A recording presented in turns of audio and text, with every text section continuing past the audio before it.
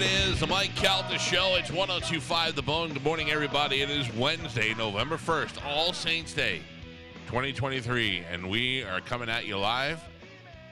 Good morning, and so long, Halloween. God, I hate it. I do. Last night, I was so... Ugh. My wife goes to my brother-in-law's neighborhood because that neighborhood really gets crazy for Halloween. I mean, all the houses do crazy decorations, and there's a ton of kids over there, and there's really not a ton of kids here where we live.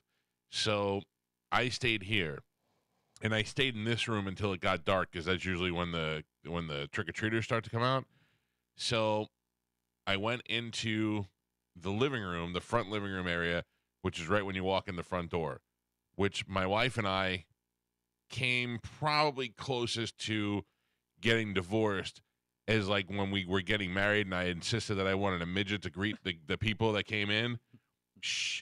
We got in a big fight because I wanted a TV in the front living room, and she said no. And I said, what is the sense of having this room if there's no TV in this room? No one will ever sit here. And she's like, oh, no, this is like a gathering room or whatever. I go, yo, who's gathering? We gather when on Christmas Eve when the tree is in there, and we gather maybe if there's an overflow of people from the other living room. You know what I'm saying? Right. So maybe twice a year. I guess some people call it a Florida room. To me, it's just a big room with nothing in there. So I make it a point to sit in that room. It's become my room because I refuse to have a room in this house that is unused. So I go in there and I sit there. It's a comfortable room for me. I'm telling you right now, I'm going to have Dino hide a TV in that room. Like in the fireplace or something. Yeah, you hit a button. easy. Comes to the top. That's what I'm going to do. So I just go in there and I sit there and I do things on my phone just because I don't want to not use that room. And yesterday I went into the unused living room, turned on all the lights in the front of the house, and sat there with my candy. And a doorbell rang. I just started to do a Facebook Live, and all of a sudden the doorbell rang, and there were kids, and I was like, all right. So I jumped up, and it was one of Joey's old football coaches who said he was going to be in the neighborhood. He was going to stop by and say hi. So I said hi to him and the kids, and then they left, and I was like, and then Connie, my next door neighbor, texted me and said, hey, I just saw there were kids over there. I go, you getting kids over there? And she goes, yeah, about 20. I go, how come they're not coming to my house? And she said, because I'm sitting in the driveway. And I'm like, well, I'm not doing that. It's too long. But I'll sit here in this nice living room that's not been used for a while. And the lights are on, and it's welcoming. Not only are the lights on, we have Halloween decorations on the front porch. Okay, all we right. have skeletons and just trying to hay set the bales. scene. Yeah. And I turn on all the lights so you can see it for forever. I mean, from far away. So I sat and I waited, and I was like, then nothing. Do you think word got out that you will chase them if they come in here and if they try and get away on a golf cart or something? Don't go in through the back door is what they said. Yeah, so I waited and waited and waited, and I got nothing. And finally I was like, you know what? I give up. And I went inside, and nobody came. And then my wife came home, and once she came home, I guess she pipered some people into the house because they came over and started getting candy and all that. And then probably about 4 or 5 came by after she came home at about 8:30. And then nothing. So then we put the candy outside, and we're like, see you later. And some kids came. I saw them on the doorbell and took, they were very nice, taking only a couple pieces of candy each, and that was it. And they went. So about what time you shut it down? Yeah, it was like about 9. 9 yeah, o'clock, that's about right. 9:30, right in there. Ringing my doorbell at 10 o'clock. Especially on a Tuesday. Yeah. My wife sat out front with the candy in her cauldron that she bought. Because you guys, especially her, like Halloween. Right. And so I got candy. I waited until last minute. I got it actually on Halloween. And I was like, all right, let me see what we have here. So I got some good stuff. I got the Kit Kats and the Reese's Cups and all those things. Right. And she goes, all right, can you put that stuff in the cauldron? And I got some little toys and stuff that I'm going to put in there as well, so they can have candy and toys, like little spiders and whistles. I don't know, whatever the hell else. The good house. That's pretty cool. Right. Yeah. So I throw all the stuff in there, and I layer it. I go a little bit of this. Here's some Hershey's, and then these then top toys here, and then some Kit Kats and some of this, whatever. And she goes over, and she goes, you didn't open the toys. And I go, Yeah, It's not your I don't- job. Yeah, I go, oh, like we do every year? I Yeah. go, I don't know. Yeah. I go, you told me to put the toys in there. Because they had like cylinders that had a bunch of spiders in it, and this had so I just threw them all in there. And she's like, huffing and puffing. And I'm like, Jesus. What else you want me to do? I set up a chair out there. I set up a table with a lantern. It's got a pumpkin. Everything else. You want me to hand out the candy too? You want me to go to their houses and knock Eat on the the door candy? and go, here's your candy? Yeah, I'll eat the candy and spit it in their face. How about that? Happy Halloween, jerks. I'm glad it's over. I am. I'm not gonna lie. Now all of my nice outdoor decorations will just be skeleton and black pumpkinless. Yeah. Excuse me, and everything else stays. Hay bales, corn. I mean, now you transition into Christmas. Yeah. Straight to Christmas? You don't do any No. Thanksgiving? Christmas is here. Yeah.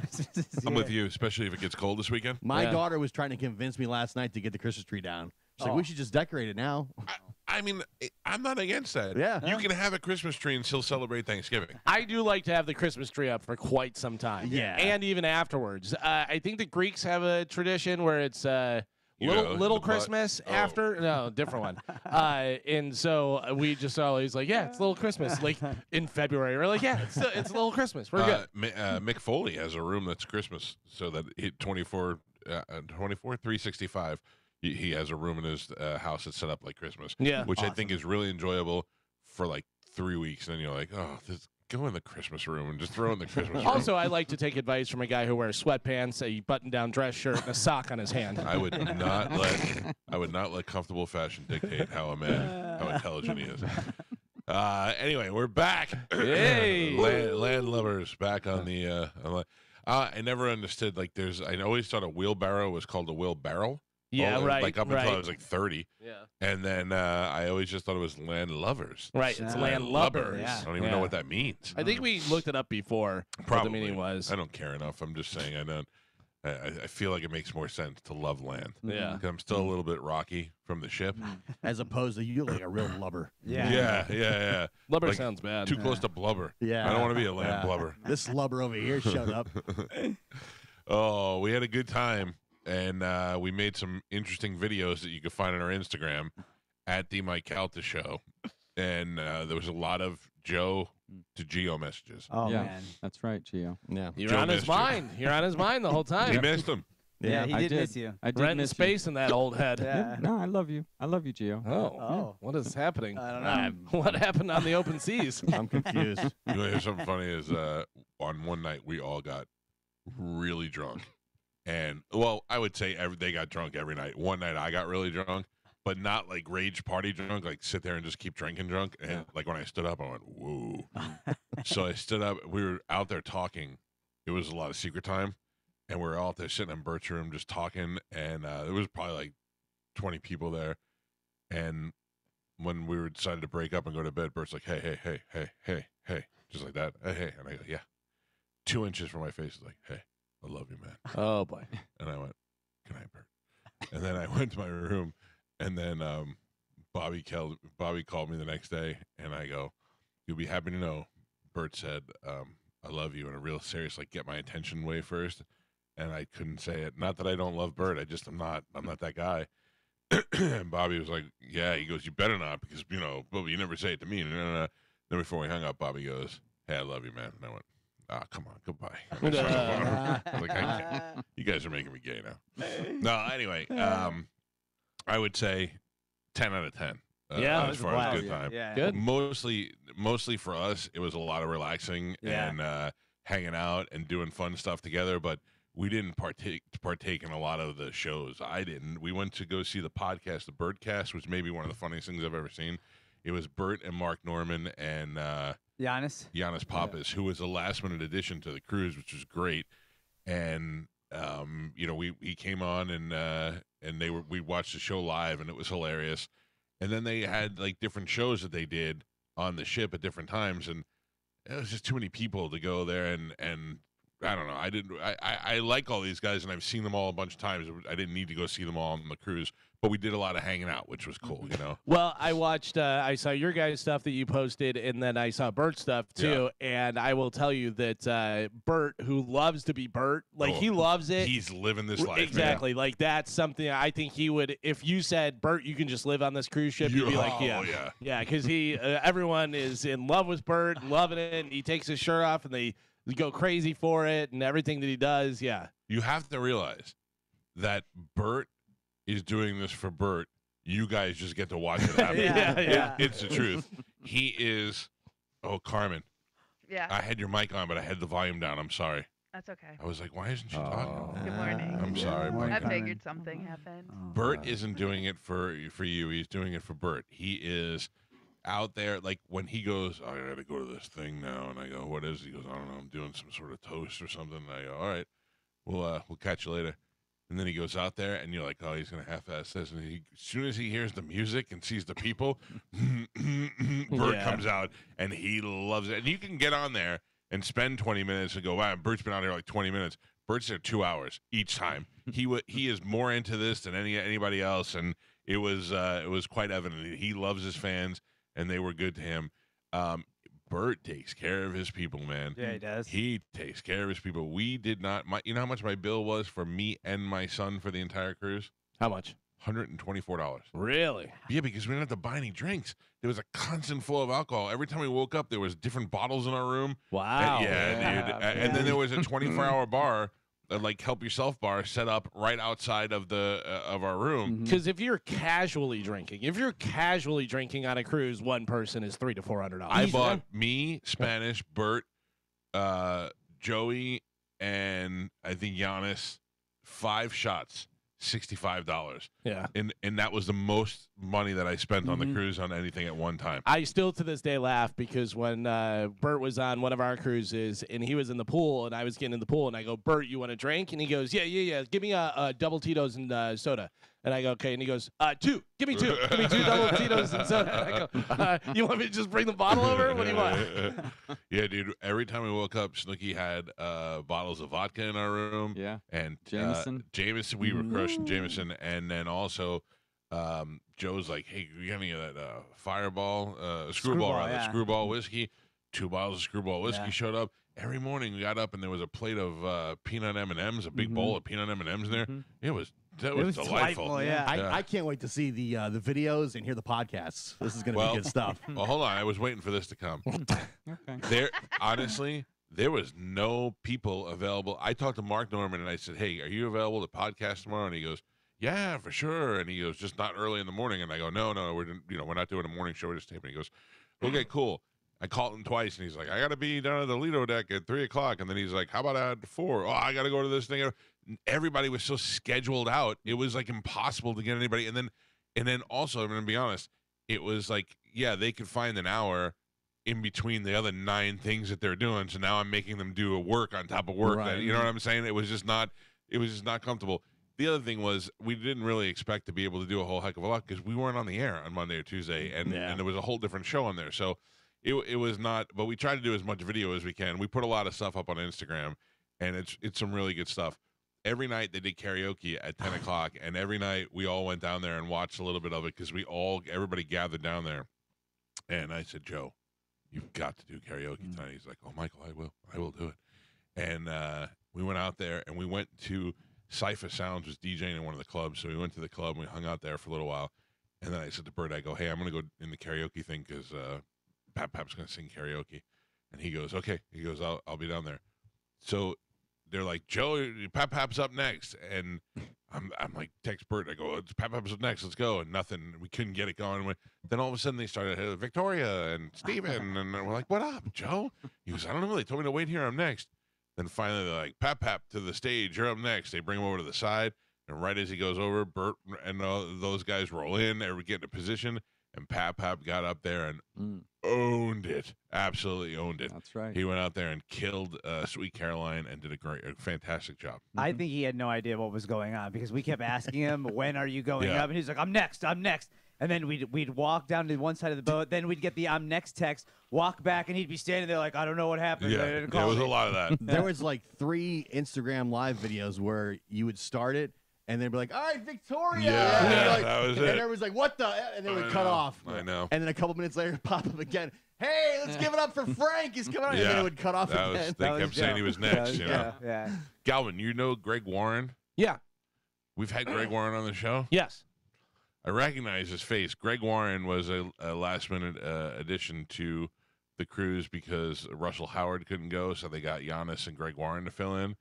And Greg Warren came over and he goes, "Hey, Mike," and I go, "Hey," and my head was firing off. You know this guy. You know this guy. He's a comedian. If he's here, he's like Greg Warren. I go, "Oh yeah, Greg, good to see you." Blah blah blah.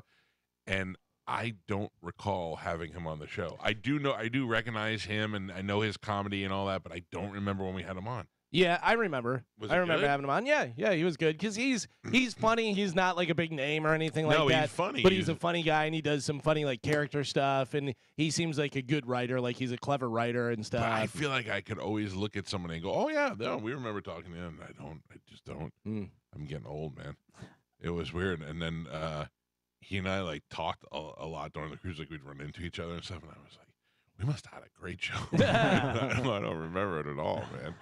So anyway, we're back and we're here and we're live, and Jesus Christ, I got another cruise in 3 weeks. Oh, mama. This is my family cruise. So 22 of us so far going to, I don't even know where we're going, but Bobby and his family are going, and Bobby's like, "Hey, dude, I got a question." He goes, "Do we want to swim with dolphins, pigs, or sharks?" And I go, "I'd pick sharks out of all of that." And he goes, "All right."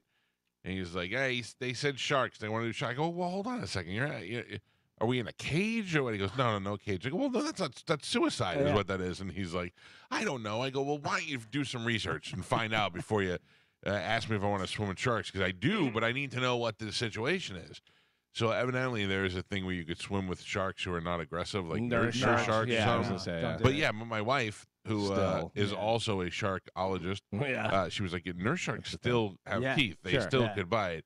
So I don't really want to do that. It's like no. whenever they put the snake on you and say the snake won't bite. Yeah. And the Yeah. snake goes like this, right in your neck. Yeah, and then Bobby No. was like, "Plus, when me and you get in the water, the sharks are gonna be like, listen, we don't normally eat, but we Right. can't pass this up. Who doesn't like a baby Ruth? You know what I mean?" And we were supposed to swim with pigs in the Bahamas. Carmen, have you ever done that? No, I have not. For some reason, I thought you did. You know who I saw that did it? Remember Mariah Milano? Yeah. The ex-porn star who we did some stuff with? She showed me pictures of her and her husband, and they were swimming with pigs, and it looked really fun because you get out of the boat, and then they just swim out of nowhere. There's a bunch of pigs swimming up to you, and they're adorable. Also, pigs will bite you. Pigs will bite you, but they tell you that. Right. They tell you the pigs will bite you. So anyway, that we wanted to do, and we were supposed to do it on the first day, and then they said, "Hey, we have to move this to the last day," and we were like, "All right, no big deal." And then on the last day, they got up and they were like, "We're not going to land today. The water is too rough, Chop. too much Did you chop." try to podcast with the pigs? Yes. And they said, yeah. So we did not swim with pigs. It's funny. So I saw where you said that Bert could easily take over as Jimmy Buffett for the Parrot Heads. Like he could have that whole crew. 100%. I, over the weekend, ran into somebody who I think will rival that. Okay. Somebody Who could take over for Jimmy Buffett and get all those people to be. all those people that dress out there and coconut bras and drinking outside. And you ran into this person? Well, You went to go see them. Yes. Okay. Zach Brown? No. No? He is Okay. 74 years old and sounds amazing. Sammy Hagar. Oh, yeah. Sammy Yeah. Hagar puts on a party. Yeah. Sammy I Hagar heard. sounds great. The show was packed. I went over to the sound. It was awesome. Were you in the little viewing I was in the area? view. Yes. Was John Travolta in there? I 'Cause He did. was at the show. John was at the Hollywood show, I think. No? Oh, maybe. Yeah. Yeah. Yeah. I mean, it makes sense he would be in the Clearwater show. He was, I think, at the next one. Are you sure? Because I'm not sure, but I think he was.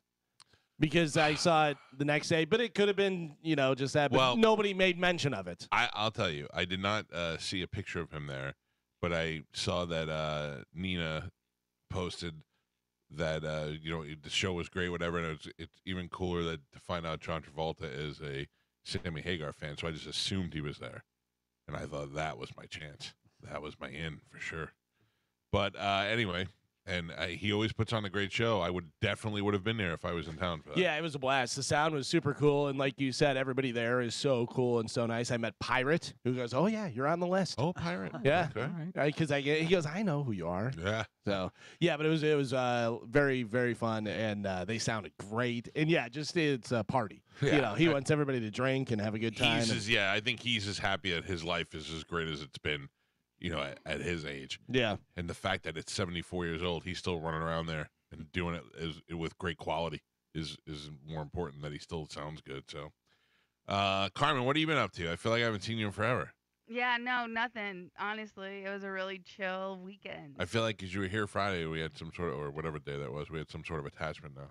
Yeah, Thursday. I was there. It was nice, and now I'm back here. But that's okay. I heard that microphone's nice and clean, though. Oh, God, what happened? I'll send the group a picture. Carmen, you're going to vomit. Will sent me this picture last night and said Mo is disgusting. And I got to be honest with you, I can't blame all of this on Mo. I could blame one piece of it on Mo. Yeah, it's years of neglect, but then there's also like a big chunk on there. Oh, like the picture? Yeah, listen, I don't touch this thing. I spray it, and then I put my screen guard on. There is. I'll put the picture up on Instagram. There is listen. The microphone has a little microphone grate on it, and over the years, just from putting those foam heads over it, the foam's gonna get caught in there, and it's gonna look gross. But somebody spit on that microphone, and there's like a loogie on it. But it also looks like that microphone, like somebody took it and then stuck it in like mud. You know what I mean? It's like it's not just the windscreen. That's like some sort of I'm gonna side by side the picture of our microphones and the picture of that microphone. I have to go home. I'm sorry. I'm telling you. I have AIDS now. Now put it right up to your mouth. Oh, how much to lick it, Carmen? No, not the microphone. Yeah, you're out of your mind. I got in trouble on Facebook today. Wow. Because that's so unlike you. But here's the problem, and I think this is important for all of us to pay attention. Not to mean us, I mean everybody. A guy said to me, he was talking about my son having tattoos. He doesn't like tattoos and felt the need to tell me. And he said that he wouldn't do anything to cut his skin. And I said, I wish you would, right across your throat line.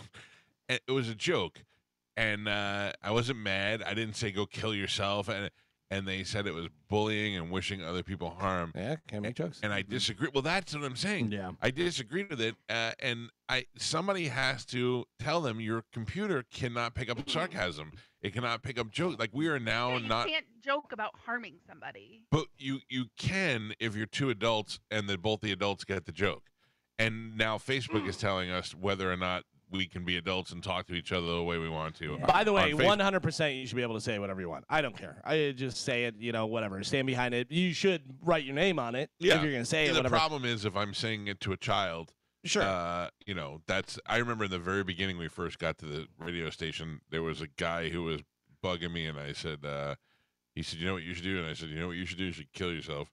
And just like not in a, you should kill yourself. Like you should go kill, like go jump off a bridge kind of thing. And the kid evidently had some mental issues, and the father got very mad and called my boss. And what if he would have killed himself? Jesus, okay, I'm sorry. It was I also didn't know that it was a kid, and by kid I think he was in his like 19, 20. But I don't, I'm not aware of everybody that I'm talking to. So I get it. You want to be protective of your children, but also police what your children do. Then, yeah. But also, here's the problem: is people don't understand sarcasm. No. Certainly don't understand reading sarcasm. Well, it's not people. It's in this thing. It's an algorithm. No, I know, but I'm saying how many times I've said something in Spanish and he goes, "Are you serious?" And I go, "No, of course I'm not serious." Every time, right? I say it right to his face. Yeah. And can you imagine me writing it down and giving it to you? And not having access to ask me, "Are you serious?" I wouldn't like that. You would have no idea what was going on in the world. SWAT moles would still be a thing for me. Yeah. When you said cut his throat, did you put LOL or like winky face emoji afterwards? I think you have to do something like that. You should cut along your throat line. He. Yeah, I don't know. It That didn't guy quite might have the have impact. he might have reported the comment too. Yeah, it's possible. I mean, it is possible. I don't know the guy, but we seem to be having a pretty good exchange without it getting. The guy didn't like. He didn't understand tattoos. Didn't like them. So it started out by me saying, "Okay, well, everybody doesn't have to be like you, you know." And then he was like, "Yeah, I just don't do." Okay, great. I don't. Have your own opinion, whatever. So I don't know. You're on the list. You're on the whole list. Yeah. Your social credit score just took a hit. Yeah. Can I just point out Take it. what goes into somebody? I'm going to write him and tell him I don't like tattoos. Yeah. Oh, okay, main character. Everybody cares what you think. It's unbelievable to me what people think everybody else is interested in. It's worse, Galvin. That guy, his last name was Snell, and my wife saw it, and my wife goes, "Zip it, Snell," and I go, "Perfect response." But then some other old codger of a woman posted something on there about it. She said Joey's tattoos look terrible, and he's too young to have them. And I go, "Hey, why don't you start by minding your own business and shut your pie hole?" And then she's like, "If you don't like it, don't post it." And I went, "Well, it's not me." First of all, my wife got on there, who never uses Facebook. She just happened, don't talk about her kids. And she got on there and went therapist on her. And with the whole how bad is your life kind of thing that you're doing this. Exactly. But then, without having to say a word or having to do anything, the listeners just ripped her apart. Like if this woman kept her Facebook account, I'd be very surprised. But I'm sure that she was very successful, beautiful, nothing wrong in her Definitely life. not beautiful. I can tell Oh you that. no, that is shocking. I don't. It's really weird I'm because joking Spanish. That's I'm not suspended. shocked. I'm not shocked by that. You are Facebook is what you are. It's weird because I don't really think you could say anything about me that will offend me. If I got a million comments that said the show's been terrible, blah blah, I may go, wow, hey, maybe we were doing something wrong. But if you start telling me I'm ugly and butthole eyes and all this, there's nothing you could say that's gonna hurt my feelings. I promise you. Try your best; it's not gonna work. But once you say something about people's kids, that moves it to a whole new level. Now, me also, I don't get shocked like, oh, how dare you talk about my children? It annoys me, but I don't really care either. They're not on Facebook and they don't care. But my wife, Mama Bert, gets very upset when the nest is rattled. She was ready to punch. I said, "Hey, will you fight this woman at the punch out?" And she's like, "Shut up, idiot." I said to her, and I wrote this on Facebook. I go, "Why do you respond so politely to these people?" She's like, "Kindly remove your post," or whatever she said. And I go, "Kindly?" I go, "Yell at her like you yell at me when I leave my shoes in the living room. Just start at that level, and then amp it up a little bit." Then she'll get blocked on Facebook. Yeah, then she won't be able to yell. You're there. They'll come back, and your wife will get blocked. My wife actually has a real career, so she can't do a lot of things that I want her to do, like OnlyFans. So she'll take a wise person's approach, which I probably should have been doing for a long time in my life. But also, this is how we got here. Yeah. So it is what it is. Anyway, happy post-Halloween, everybody.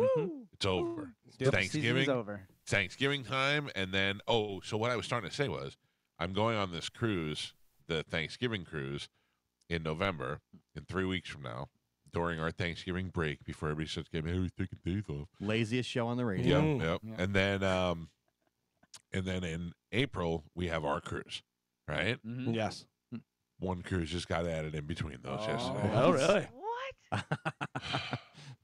So my son's a senior, and the seniors are going on a spring break cruise. The parents are going, but not staying with the kids. Yeah. It's actually, Buzz Wrecker. you can't. The kids aren't allowed to go without an adult.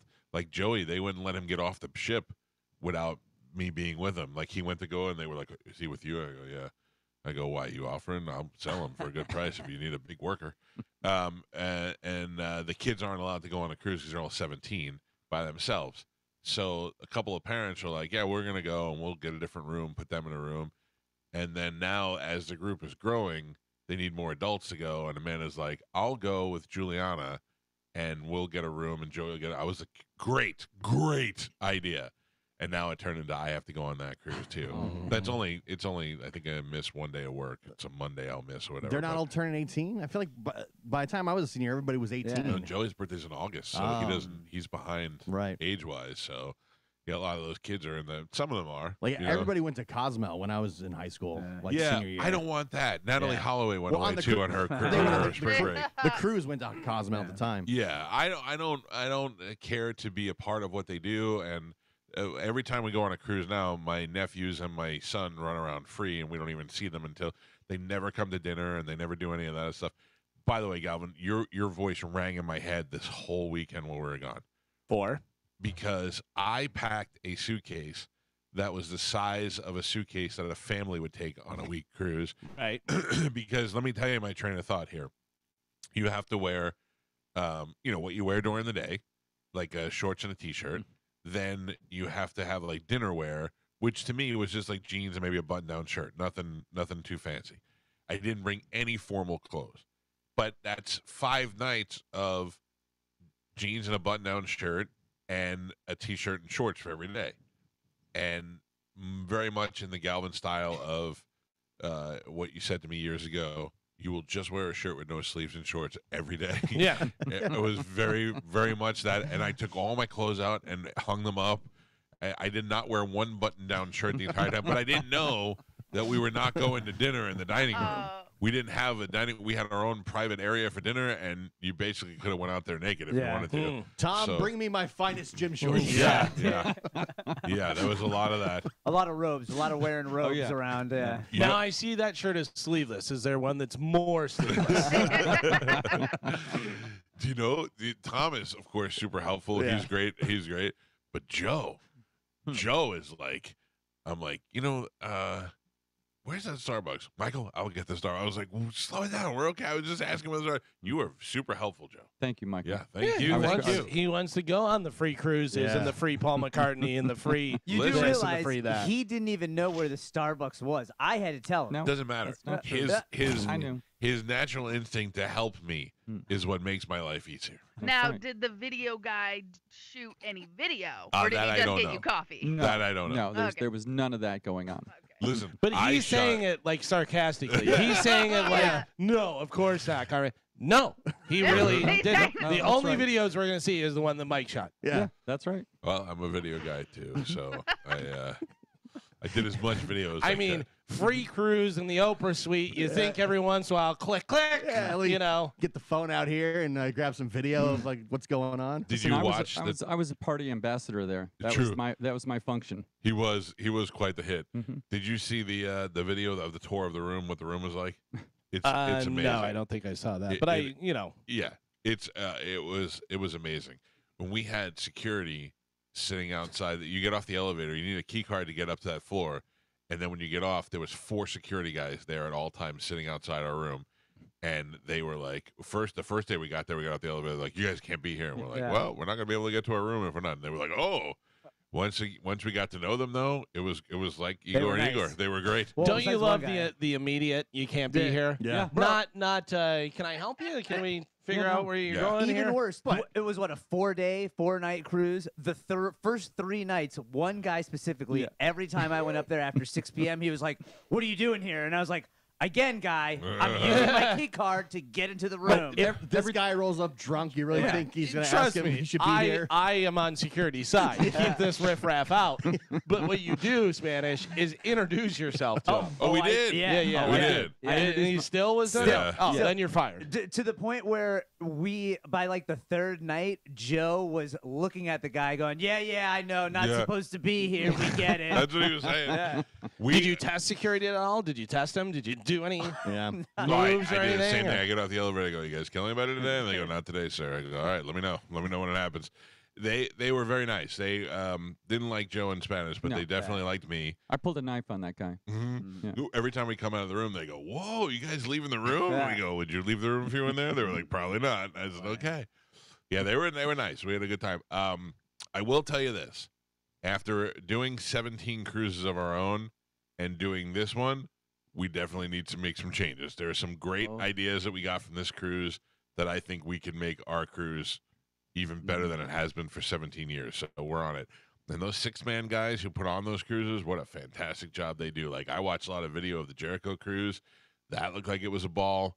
The 311 cruise, like, that's the last place in the so world they I want to go be. through a company that Yeah. does everything for them. Six Man does a promotion for all the cruises, and then they plan the events and I mean, they had security. branding. They had branding the in branding the elevators. Galvin, you get off It's the cool. you get off the elevator, and they have those digital signs of what's going on now and the map of the boat and all that. It was all Bert. It was all pictures of Bert. The felt on all the casino tables were all fully loaded felt. It was awesome. Nice. Yeah. So the whole cruise was the fully Whole Yeah. cruise. Okay. Yeah. Sold out whole cruise. Only thing on TV, Bert.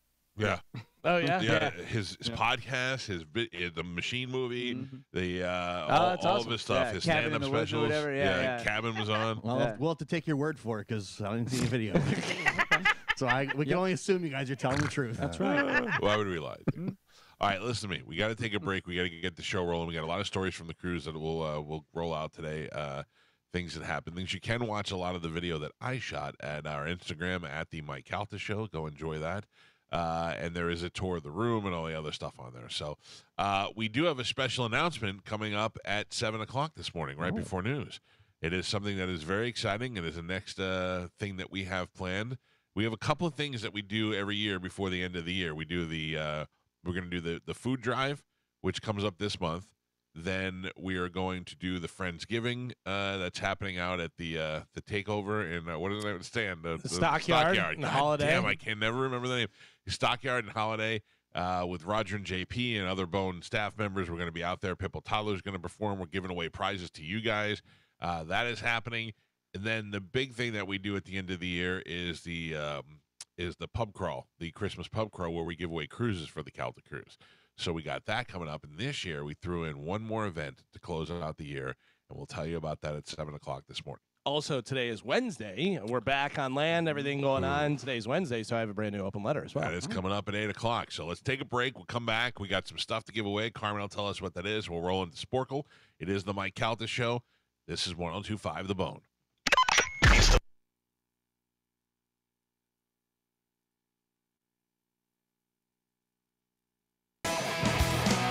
It is 6:54 on the Mike Calta Show. It's 102.5 The Bone.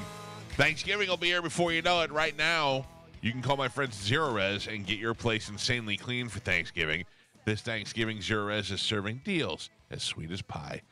You know when you have people come over and you always got one person who's just a mess, doesn't care that they're in your house, dropping stuff everywhere on the floor and you freak out. Well, before you have people come over, you want to have Zero Res come on out and clean up. That's fine. We can get 3 rooms of carpet clean for $129. And then also afterwards, if you want to save it until after they leave and get all your company out, you can have Zero Res come on out there and clean your carpets with their patented ZR water, which means no harsh chemicals, which means safe for your pets, safe for your children, safe for anybody who rolls around, safe for your uncle who gets drunk and falls down and lays on the carpet. Everyone is safe, but also insanely clean.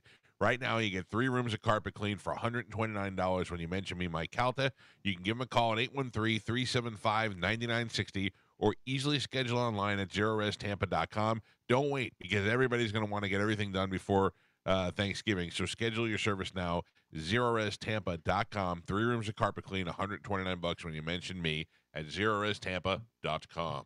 We've got a lot of things to give away, Carmen. What are those things? We do. We have tickets to the Barbecue Love Fest. I'm going to that. That is on the 8th? 18th, I believe. 18th. Sorry, I know it's in my calendar. And that is a big barbecue festival where a lot of barbecue people from around the country come here, and they're doing like a big setup down there, and it's all to raise money for charity. And in fact, Carmen, I mean, you do what you got to do, see if you can get Disney to cover, but they're coming in here on Friday, and they're making food. This Friday? Yes. This is crap. Nothing for you.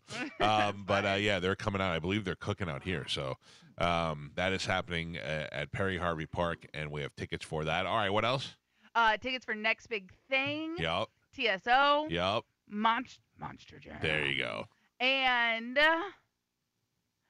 this is for next year. It's a little bit of ways, but the summer of '99. Oh, yeah. All right. Featuring Creed. I'll tell you, there's nobody else on that show that I want to see.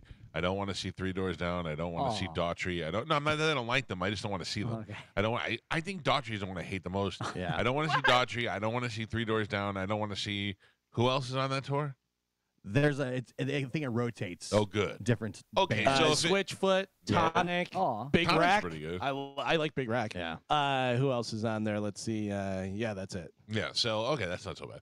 So if it's like 2 bands or 3 bands, I could deal with it. But We're all Creed, going to that, right? Yeah, for 100%. sure. Yeah. You know why? That concert's on a Friday. No, September 20th, the birthday of this child right here. Oh. So I will be celebrating my birthday with the sexy Jesus Scott Sapp Hell and the yeah. rest of the crew. Yeah, so I was very excited about that. Also, that's a secret that I've been sitting on that Gio knew about too that I wasn't allowed to say, and they Yeah. didn't trust me. They were like, "If we tell you, you're going to say it." I'm like, "No, I won't." And I came pretty close. Yeah. Mike Olivero says, "Hey, whatever you do, don't tell Mike." Yeah. And then he tells you that I didn't tell you. Well, he said that he's like, I said something to him, and I knew I had him. You know, like when the fish bites the hook a little bit, and I was like, I know something's going on. And he was like, "Oh, you can't say anything. You can't say anything." And I go, "Mike, do I ever?" And he goes, "Yes." And I go, "All right, true, but." And he's like, "Creed's coming." And I went, "Oh." I go, "But that's not really that big of a secret because everybody knew that they were coming." Yeah. He goes, "Yeah, but we have a date and all that." And he wouldn't tell me the date or anything. But he goes, "I told Gio, and I told Gio not to tell you."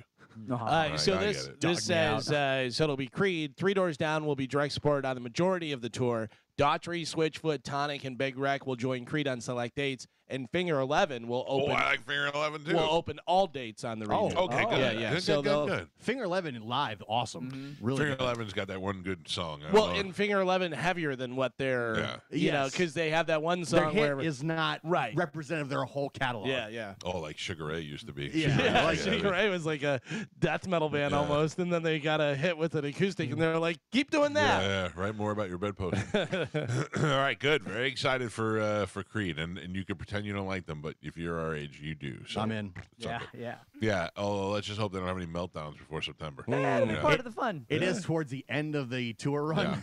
No You boy. might not They're make like, it. I think 20, 30 dates in at that point, so I don't know. That was when we went to see Van Halen when David Lee Roth got back with Van Halen. We're like, come on, just make it to Tampa. Just make it to Tampa. Because I believe the tour starts like in February, Oh, and boy. our date is in September. All right. Well, we'll see. I'm not opposed to going to see them somewhere else either. All right. You know. All right. Well, let's. We got stuff to give away. Let's do it right now. A little bit of Sporcle. Here we go.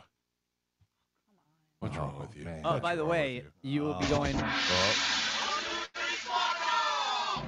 What? Spanish? You will be going for 5 in a row today. No, Galvin won on Monday. I won on Tuesday. No. Yeah, we played. Oh, You yeah. guys weren't here. We played Wait. too. Huh?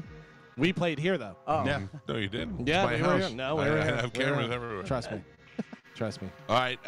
Carmen is the keeper of Sporcle. Pap is your judge and scorekeeper. Carmen, what are we playing today? All right, today we're gonna play fruit and vegetables. Can you name these popular phrases involving fruits and vegetables? Ooh, I gotta tell you, this is disadvantage for me. Had this been called steak and potatoes, I'd be smoking you guys. It's gonna be a little difficult, but I feel like you guys can do it. Can you turn the music up? Yeah. No. What? Oh. All right, your first one. A difficult person to get to know. Or Nut. Onion. Nut. Tough nut to crack? Do I need to say the whole thing? I or- need the whole thing, yes. Okay, a tough nut to crack. Tough nut to crack. What's the whole thing? Oh wait, you said it was the whole thing. Can you I read the said I whole- need the whole thing. That is not the whole thing. What's the whole clue? A difficult person to get to know or a difficult problem to solve. Toughness to crack? No. It's a hard nut to crack. Oh, What is never. it? It's never been that. It's It always has been always tough. been that. Nope. I've never heard tough. I've got some tough nuts. Yeah. All right, your next one. A person who attempts to gain favor through flattery. A person who attempts to gain favor through flattery. Apple polisher. Oh. I don't think that word's apple. Yes, it is. Boy, that guy was a real apple polisher, was he? That is intense. Why don't you get over here and polish my apple? I know a couple of those guys. Weak or corrupt country. Bad apple. They're not all going to be apple, just so you know. Avocado. Weak or corrupt country. Banana Republic. Oh. To select the best or most desirable. Cream of the crop. Top steak. select the best or most desirable. Ooh, can I guess again? Oh, I know it. I know it too. Happy peaches. Top, What? bana- Top top fruit. banana? Top and yep. Cherry Nope. pick Best of the bushel. Cherry pick. Oh. Cherry Joe pick. got it. What was Joe, it? Cherry pick? on the cherry board. pick. Joe's on the board. Relaxed and non-emotional. Smooth as butter. Smooth as carrots. Yeah. Oh, lazy as lettuce. Relaxed like molasses. Cool as a cucumber. Joe on the Oh! board with 2. One who likes to sit for long periods. Couch potato. Oh, now we got action. Galvin. Something you want that you can't or shouldn't have. Fruits and vegetables. Something you want that you can't or shouldn't have. Forbidden fruit. Your cousin's carrot. Oh, Nope. it's actual fruit. Mike, stay away from your cousin's carrot. A controversial or sensitive topic. A controversial or sensitive topic. Hot potato. Oh, hot potato. In a difficult situation. In a pickle. Leo, on the board. Differences between items. Apples and oranges. Galvin, sorry. Extremely alike. Two peas in Pear. a pod? Oh. Wait, what'd you say, Gio? Peas in a pod? Two Yeah. peas in a pod? Yeah, I thought. Correct, Gio. Yeah, I said a pear. Get a pear? Yeah. No. Gio gets the point. Gio gets the point. An offer of reconciliation. Olive branch. Galvin I almost said Olive Garden. and Pap, we're Much rather halfway, have Olive Garden. we're halfway there. Michael is not on the board. Spanish has a single solitary point. Gio doubling that score. He has 2. And Galvin is your leader by 1. He's got 3. All right, we are playing fruits and vegetables. Your next one, to reveal a secret or a private matter. Spill the beans. Oh. Galvin, I'm like cat out of the bag. Some people eat them. a display of bitter behavior. Sour grapes. Gio, It's the only one I had. You are sour grapes. the youthful period of one's life. The youthful period of one's life. Salad days. Yes. What are they? Salad days. Salad days. Salad days. Pap. These are all terms Gross. from when you were a kid. Yeah. Yep. Bad person. Bad That apple. has- Rotten apple.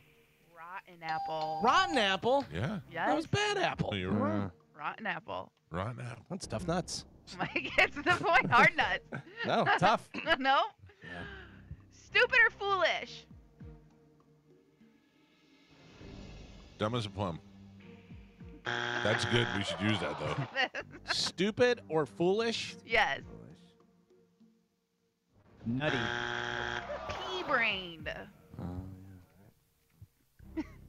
A phrase describing inherited family characteristics. Apple doesn't fall far from the tree.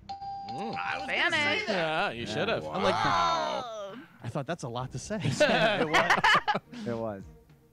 To become extremely angry or excited.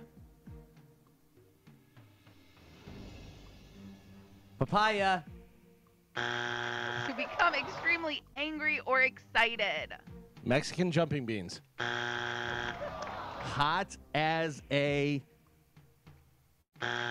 watermelon. I have no idea. To go bananas. Oh. The head person of a group. Top banana. Yes. I was waiting for it. I almost used it, and I'm like, that's not right though. I'm gonna save it. Mhm. And Pap, we are on the last 3.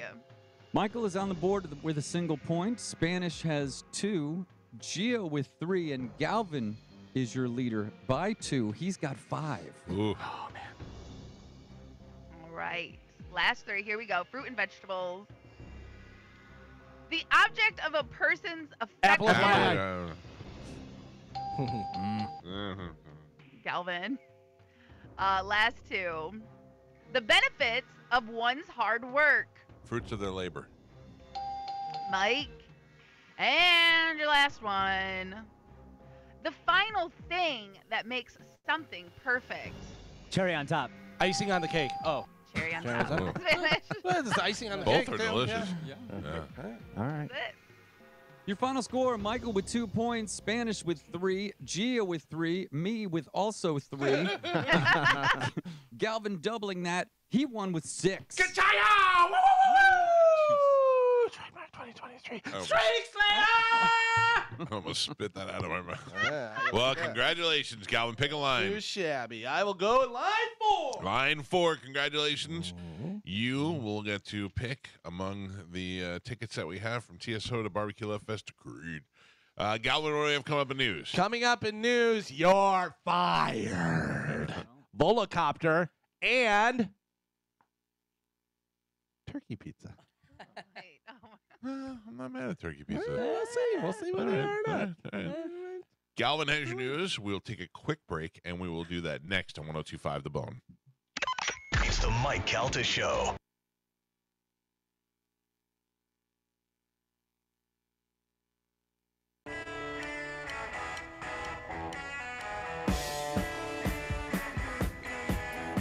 $7:18 on the Mike Calta Show. It's 102.5 The Bone. Good morning, everybody. We are back live on land and live to you, and we've got a big announcement to make. Carmen, do you have the promo? I do. Can you hold on to it for a second? We're going to play it here first, and then we'll talk about it, okay? Okay. We do a lot of events on this show, and we've had some great success this year with the Bone 10 anniversary. We had the circus, the big Rotten Circus that we did over in Clearwater. And I don't know, Rotten Circus, it seems like it's a good name for it now. And then we have a bunch of things before the end of the year. Carmen, your microphone sounds terrible for some reason. It's all that saliva and Oh, mucus. It It's just sounds so loud. working its way in. Yeah, it is very. Yeah. Well, anyway, it's not your fault, Carmen. Unless you're the one who spit on the microphone. I did not. Carmen said, "Okay." I don't know what to do. No. It's nothing to do. I just hear it for some reason. Anyway, we do a lot of events, and we have a couple of things that we're going to do before the end of the year. Some things that have been staples for us, like we do the pub crawl every year. We do the pub crawl. Last year we did it at Safety Harbor, which is, I'm pretty sure we're doing it again this year. And we go out there with our friends from Budweiser, and we visit different stops. And then at each stop, we give away a Calta cruise for 2. No gimmicks. Like, it's not like, oh, you get it for 2, but you have to pay this. Nothing. We just give away cruises. And we do it at every stop on the tour. And it's been like a huge hit for us. So we have Pitbull Toddler performing at the Stockyard. We have our live broadcast for the food drive. We have the pub crawl. And now, ladies and gentlemen, and Carmen, get ready with the promo. Now we're doing this. Here we go. For Christmas this year, the Mike Calta Show is giving you 2 amazing Christmas shows, both in one night. One will be naughty, and the other will be nice. Christmas is coming, and this year, Santa comes twice. Santa's coming to town. It's the Calta Christmas Extravaganza. Saturday, December 16th at the Floridian Social Club, downtown St. Petersburg. Both the Naughty and Nice shows feature comedians Lynn Koplitz and Matt Fernandez. It's a holiday celebration with a night of laughs, music, dancing, presents, ornaments, Santa Claus, candy canes, mistletoe, elves, eggnog, stockings. Oh, it's going to be the best night ever. Ho, ho, ho. The Calta Christmas Extravaganza, Saturday, December 16th. Tickets go on sale Friday at 10 a.m. and include an exclusive Calta Christmas ornament. Visit theboneonline.com for details. Thanks to our partners, Bud Light. The Calta Christmas Extravaganza from 102.5 The Bone. Real, raw Christmas. There you go. We got a big Christmas show that will end the year. We are done usually after the pub crawl, but we're doing one more show, and that is going to be Saturday, December 16th at the Floridian Social Club, which is formerly the State Theater. But if you haven't been there, it is nothing short of magnificent. They've put millions of dollars into turning that place into, man, the State Theater was a nice old dive. They had a nice stage. Joe, you probably played there before. I have. Their backstage was disgusting. Your green room was gross. It was awful, but it was great. It was a great rock and roll club. Well, now it is lined up where, I mean, I don't care what you wear. You can come in your underwear if you want, but Christmas is a time where you kind of get snazzed up a little bit, maybe even wear a jacket, maybe wear something red, maybe Fancy wear your sweater. ugly Christmas sweater, your fancy sweater, whatever you want. Hopefully the weather will be a little bit cooler, and we're doing not one but two shows back to back. And the good thing is that they will be different shows. You may want to go to both of them. There is a naughty show and a nice show, but I will tell you that there is nothing better about one show or the other. It's not like the naughty show, because I know everybody's going to be like, oh, we got to go to the naughty show. It's Lynn not Coplett's doing the whole show naked. I don't know about that. I talked to her. But it's not like one show is going to be no curses or anything. They're both going to be regular shows that we'd put on. It's just that the one that's later is going to be a little dirtier. Like, we had a couple of things that we wanted to do, and people went, ooh, Christmas show, and we were like, yeah, we're fine. And then the idea, what if we do two shows? So one will be less of the C word, and one will be more of the C word. That's pretty much it. But we're gonna have special guests. We will have singing and dancing. We will have I don't want to say anything else because we have a bunch of surprises that we're gonna do. It basically is gonna be us performing for you like Christmas monkeys, and we're very happy to do it. And then, of course, Lynn Coplett's is going to headline it. She's one of our favorite people and one of our favorite comedians. We love hanging out with her, and fortunately, she was available to come in for this. So we're bringing her in, and then Matt Fernandez, who lives here, but who is one of the funniest guys ever. If you don't follow him on Twitter or social media, you need to, because he's one of the best writers ever, but he's a great stand-up comedian. He is going to be out there. We're going to have music out there, a whole bunch of things. And we're very excited. I love when we create an event instead of just hopping on some other event. So we've got a whole new thing that could become a tradition based on how well this goes. Tickets go on sale Friday morning at 10 o'clock right after the show. So we'll remind you on Friday. At theboneonline.com. At theboneonline.com. You just go to the website, you click there, and you can get your tickets. That is this Friday at 10 o'clock. Get ready. Spread the word. The first ever Naughty or Nice Calta Christmas Extravaganza is happening December 16th. 2 shows. Now, another thing I have to tell you, which I don't think you guys know, I am filled with many things, mostly food and fat cells. But other than that, I am filled with integrity. Galvin, did you not double my score in the last thing? Oh, I did. Therefore, cancel your rules. My rule has been canceled. Very good. I hate to be the one to have to tell you that. Yeah, but that's it integrity. Hurts me, that's but integrity. That is integrity. Yeah. Nice. Yeah, not nice. No, but, I like it. Yeah, Galvin, congratulations. Thank you. Now there's no rule. Streak Slayer and Rule Ruiner. Rule Ruiner. and you have one towards the next rule. Yeah. So, all right, there you go. Very that, nice. my friends, is integrity. Yes. All right, time to check in with Galvin. He's got today's news. Here we go. And now, news with Galvin on the Mike Calta Show. What do we have in news today, Galvin? Today's news is brought to you by Pelt Shoes. So they got the Pelts Perks going on right now. You can stop in there and get all kind of great deals happening at Pelt Shoes, online and in stores. Right now, you go in there, you whisper my name, Galvin. You're going to get $5 off your first purchase, and you're going to get 25 points automatically deposited into your Pelts Perks account. That way, you can use that for money off your next pair of shoes or whatever you want to do. So you're going to be saving money on your shoes, getting great deals. It's all happening at Pelts. Pelts Shoes, get them at Pelts. So a lot of news happening, a lot of different things going on. We're going to start, though, with the Tampa police are searching for 2 additional people believed to be involved in that early Sunday shooting in Ybor City that killed 2 people and injured 16. And also ruined Joey Calta's chances of ever going to Ybor City. Yeah, right. In partnership with the FBI, the Tampa Police Department has launched a web portal for public to submit tips, text, videos, or other information related to the shooting directly to investigators. Investigators say a 14-year-old boy and a 20-year-old man died in the gunfire, which broke out after several individuals engaged in an argument on 7th Avenue just before 3 a.m. Terrell Phillips, which we have a picture right there, 22, was arrested and charged in the shooting. He is being held without bond at the Hillsborough County Jail. Based on the current evidence collected, detectives believe there are 2 additional individuals who appear to have fired several gunshots during the incident. Detectives continue to urge anyone who was in the area near the time of the shooting on Sunday, October 29th, to review any video or photos they may have taken that morning and submit them through the new website portal so investigators can review them. The investigation, of course, is ongoing. I didn't like, obviously we were out of town, but I did read about this. I didn't like the way the mayor, Jane Castor, used this as a way to start talking about gun control right away. I don't know, maybe do something more to walk around and check and make sure 14-year-olds aren't rolling around Ybor City at 11 o'clock at night. I mean, you can easily spot somebody who looks like they shouldn't be there if they're 14 years old.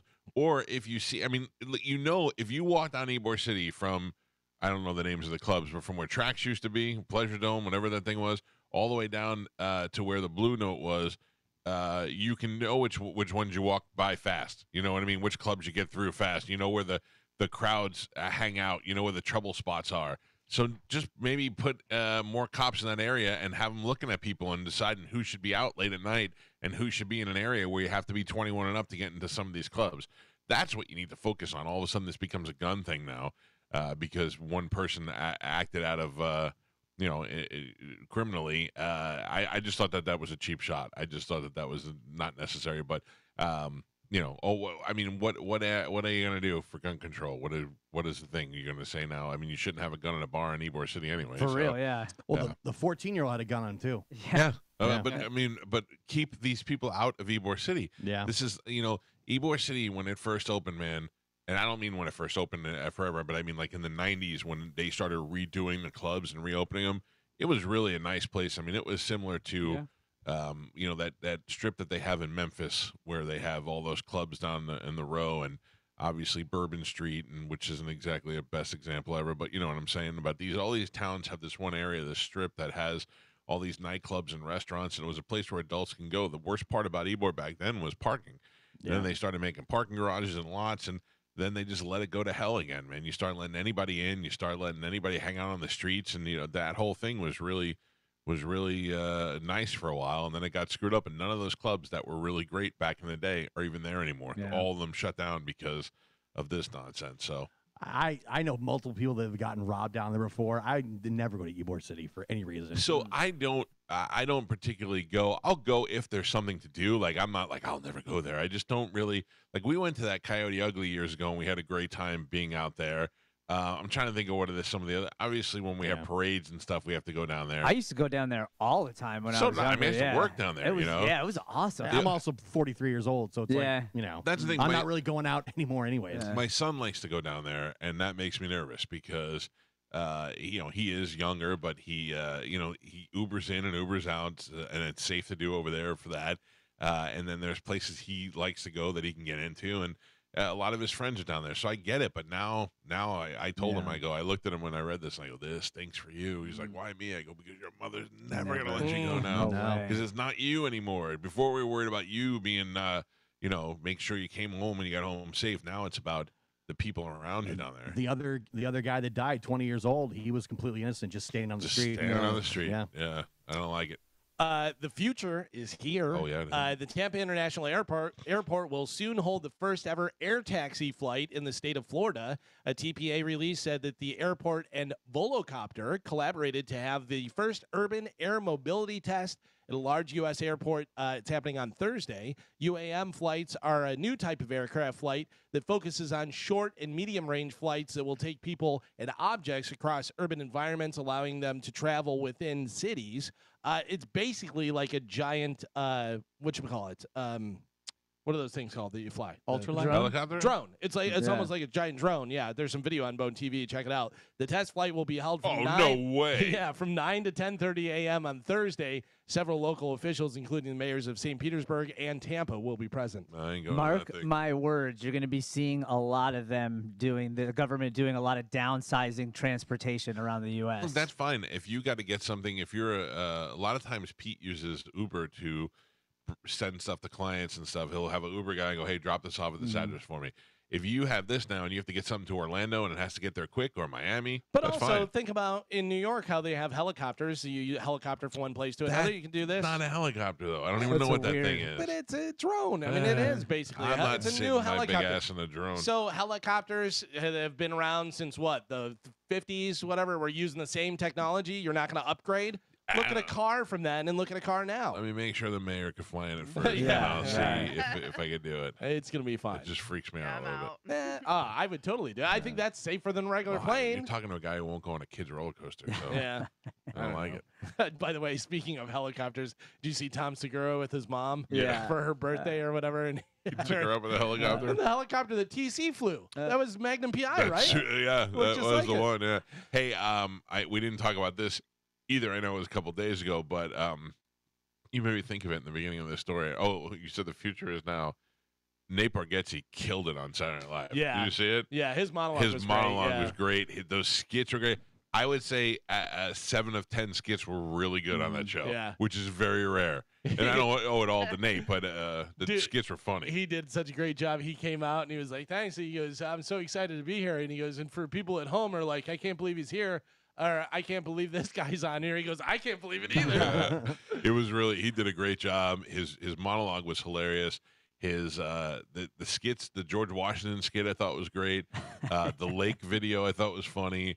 The the country video, yeah. the black cooking championship was funny. I mean, he did a really good job. It was a good show. He's very likable. I think is he coming back through Tampa? I think he's going to be at the Emily Arena, or he was just. He is coming, and he's coming down to Fort Myers as well, and he's at Emily Arena, and I would go see him, I think. That's crazy that these guys are doing arenas. I know. That's so I know. crazy. Good for them, man. Yeah. Las Vegas Raiders fired head coach Josh McDaniels and general manager Dave Ziegler. The team announced on Tuesday night the Raiders named the linebackers coach Antonio Pierce as their interim head coach. They also said that the current assistant general manager, Champ Kelly, what a great sports name, will serve as the interim GM. In announcing those promotions, the organization said it's committed to undergoing a comprehensive search for a head coach and a new person to give the owner a haircut. Bring John Gruden back. Sorry, I didn't mean to walk on your joke. You should bring John Gruden back. That would be the thing you needed. That would be the best. So yeah, the Raiders absolutely stink. There's a bunch of football teams that are making last minute trades and stuff. We did nothing. No, we're just gonna stay the course. Yeah. There was a lot of rumors that Mike Evans was gonna get traded, but Mike Evans. There was rumors Derrick Henry was coming in. I mean, there was a lot of opportunity here. I saw Ian's clip from his podcast talking about the Bucs, and he said, "What do you do?" He goes, "Is it Trask time?" He goes, "Because can you go from Tom Brady to Trask?" He goes, "Because then it's not Baker Mayfield's fault. Evans but he's not doing anything to help." Yeah, but I don't think Kyle Trask is going to do any better. I don't think, and then but I think at a certain time you got to go, all right, let's change it up. Let's try something. Look, this is a guy who's played, what are we at, week 7, week 8? This is a guy who's played 8 games with this team, not even yet. You know what I mean? They got to give the guy, he hasn't found Chris Godwin yet. They've done nothing with Palmer. But he's also on a 1-year contract, so it's not like, after this season, if it keeps going this way, that he's coming back. Anytime there's any problems, right away it's the quarterback. Yeah. Sure, You know what I mean? But that's the quarterback role, too. Yeah, they're like it seems like there's so many other issues collectively that's the thing. besides, like, to me, Baker Mayfield's not the biggest issue. We have no running game whatsoever. With the Bucs, no. We have no running game. We've never have, but, I mean, we've got way less of a game now. We've got 2 good running backs in Keyshawn Vaughn and White, and the truth is neither one of them are doing anything. Is it because the offensive line isn't making holes? Is it because they're not as good as we hoped? Meanwhile, Leonard Fournette just got signed to another team. How this new offensive coordinator Canales is not figuring out more ways to get the ball to Mike Evans. That's unbelievable. Is weird to me. Because right now, if I'm planning against this team, all I have to do is shut down Mike Evans. Yeah. That's the only thing you have to worry about. But again, Mike Evans isn't coming back next year, right? Because they didn't re-sign him in time. Well, they don't. So we don't know. Yeah, they don't right, know. but I'm just saying. But that was what he was saying at the beginning of the season, that if they don't sign him by this date, so are you going to just rely on a guy that may not be here next year? For the next 8 games, I'm going to. You need him to win games no matter what to keep your job. Yeah. So, I don't know. It's funny, though, going back to the Raiders, they literally almost had Tom Brady coming there and that was all the reports. And now McDaniels is fired and out of the job. Yeah. Well, good. I don't want anybody to get Tom Brady. So this happened over the weekend, but of course we didn't get to talk about it on air. I really out loud, audibly went, "What?" When Gio sent this to the group. Matthew Perry died. Oh, yeah. I could not believe. I was so loud. I was at Sammy Hagar, and we were inside the little area waiting to go to the bathroom, and I go, "Oh, Matthew Perry died!" Like yelled it to people. People were like, "What is this crazy guy?" Whatever. I'm like, "Yeah, Matthew Perry died." Sammy, stop the show. I was shocked though. I really was. I wasn't. I wasn't only because I went, "Oh, that's awful," but it wasn't like, "What?" Like if Joey died, I would have been like, "Oh my God." He is the guy Joey's who's always eating those sandwiches. right, but this guy who's had addiction problems for so long, and I was like, "Oh." Okay. Remember the big story out of the Friends reunion thing was that he looked and sounded like hell. He did. That was like the Yeah, big he did. takeaway from that big Friends reunion. But also the big thing was that he's on the road to recovery and he's trying to help other people, and he was kind of like he was past the bad part and now he was getting better. Yeah, like I get it that out of all of them, Right. he's probably the one because of his addiction and all that stuff. But still, you still think Chandler's like 20 something. Yeah. You know what I mean? Oh, it was It was sad, but I don't really understand. I mean, I do fully understand. I don't know what I'm saying, but it just annoys me that people get mad when you make jokes because, "Oh, but I like him." Oh, okay. Well, that's not how it goes. You either make the joke. Like there was a lot of good memes that were going around pretty quick. My favorite was the Schwimmer, non-Schwimmer. Yeah. And I put that up on our thing because it was Too funny. soon. And people are like, too soon. And then other people are like, that's just not funny. It is funny, It is but it's funny. because it's somebody you like. Yeah. If I did it about a football player you never heard of, you would have laughed at it. But because it's one of the friends, you can't do that. I was like, shut your face. So Matthew Perry's body was reportedly found in the hot tub at his home, prompting suspicion of drowning. Don't think I didn't think about that every time I got in the hot tub after that. I Yeah. was like, well, this could be it. There's a weird rumor going around that Lisa Kudrow is adopting Matthew Perry's dog, but that's not true because Matthew didn't even own a dog at the time of his death. So, I don't know. People just like to make stuff up. Law enforcement sources say that Matthew couldn't have been in the hot tub very long before his assistant found him because his body wasn't waterlogged when the first responders showed up. His Friends co-stars issued a statement saying that they were utterly devastated by his death, but need time to grieve and process the loss before saying anything more at this time. So do you think, like, we don't know yet, but do you think he had like a heart attack and drowned, or he didn't? Well, that's what they're saying. That's what they're Cardiac saying. arrest. And also, there's a lot of people that say if you have any kind of heart problems or if you did drugs for a long time, don't go in the hot tub. Not great. hot tub's not a great thing for you to be going And in. he put pictures of him in the hot tub days prior as well. He must have really loved that hot tub. That's a great hot tub. Yeah. And they said that he the night before he was out to dinner with a girl and seemed in great spirits and Yeah. everything. Well, the not that assistant- that's any indication, but his assistant had left to go to the store and come back, and she wasn't gone that long. I think right, they Right. get him a phone or Yeah. something. something, whatever. Yeah. but I think she'd only been gone like an hour, maybe. yeah. I don't want an assistant who's going to be just coming and going in my house all day while I'm trying to be in the hot tub.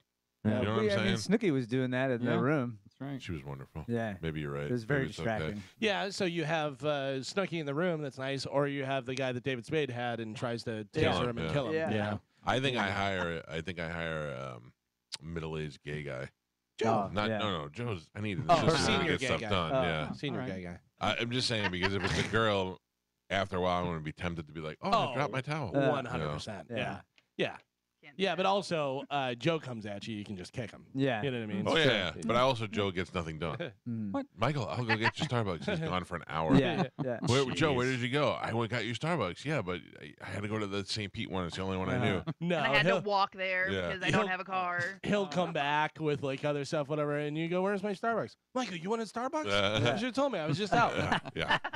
Would have picked it up for you. Sounds about right. So Matthew Perry died, and I don't know. Did you see this?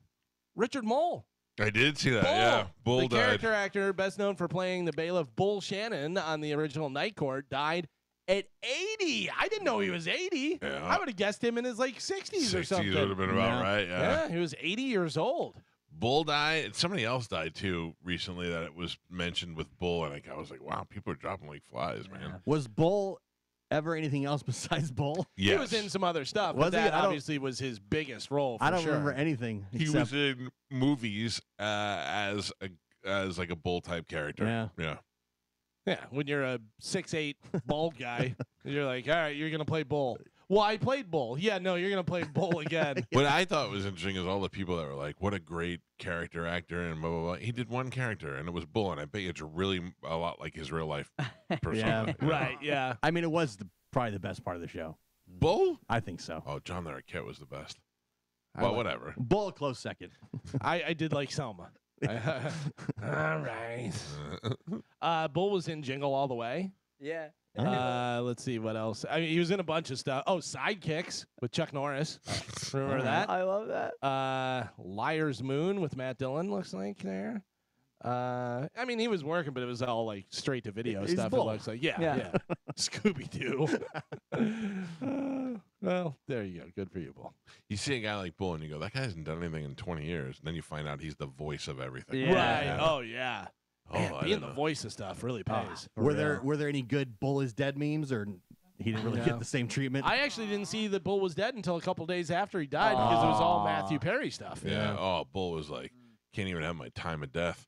It's being stolen by Fat Chandler. Another guy who died, obviously not as popular, a lot of people won't know him, but Aaron Spears, a really good drummer Yeah.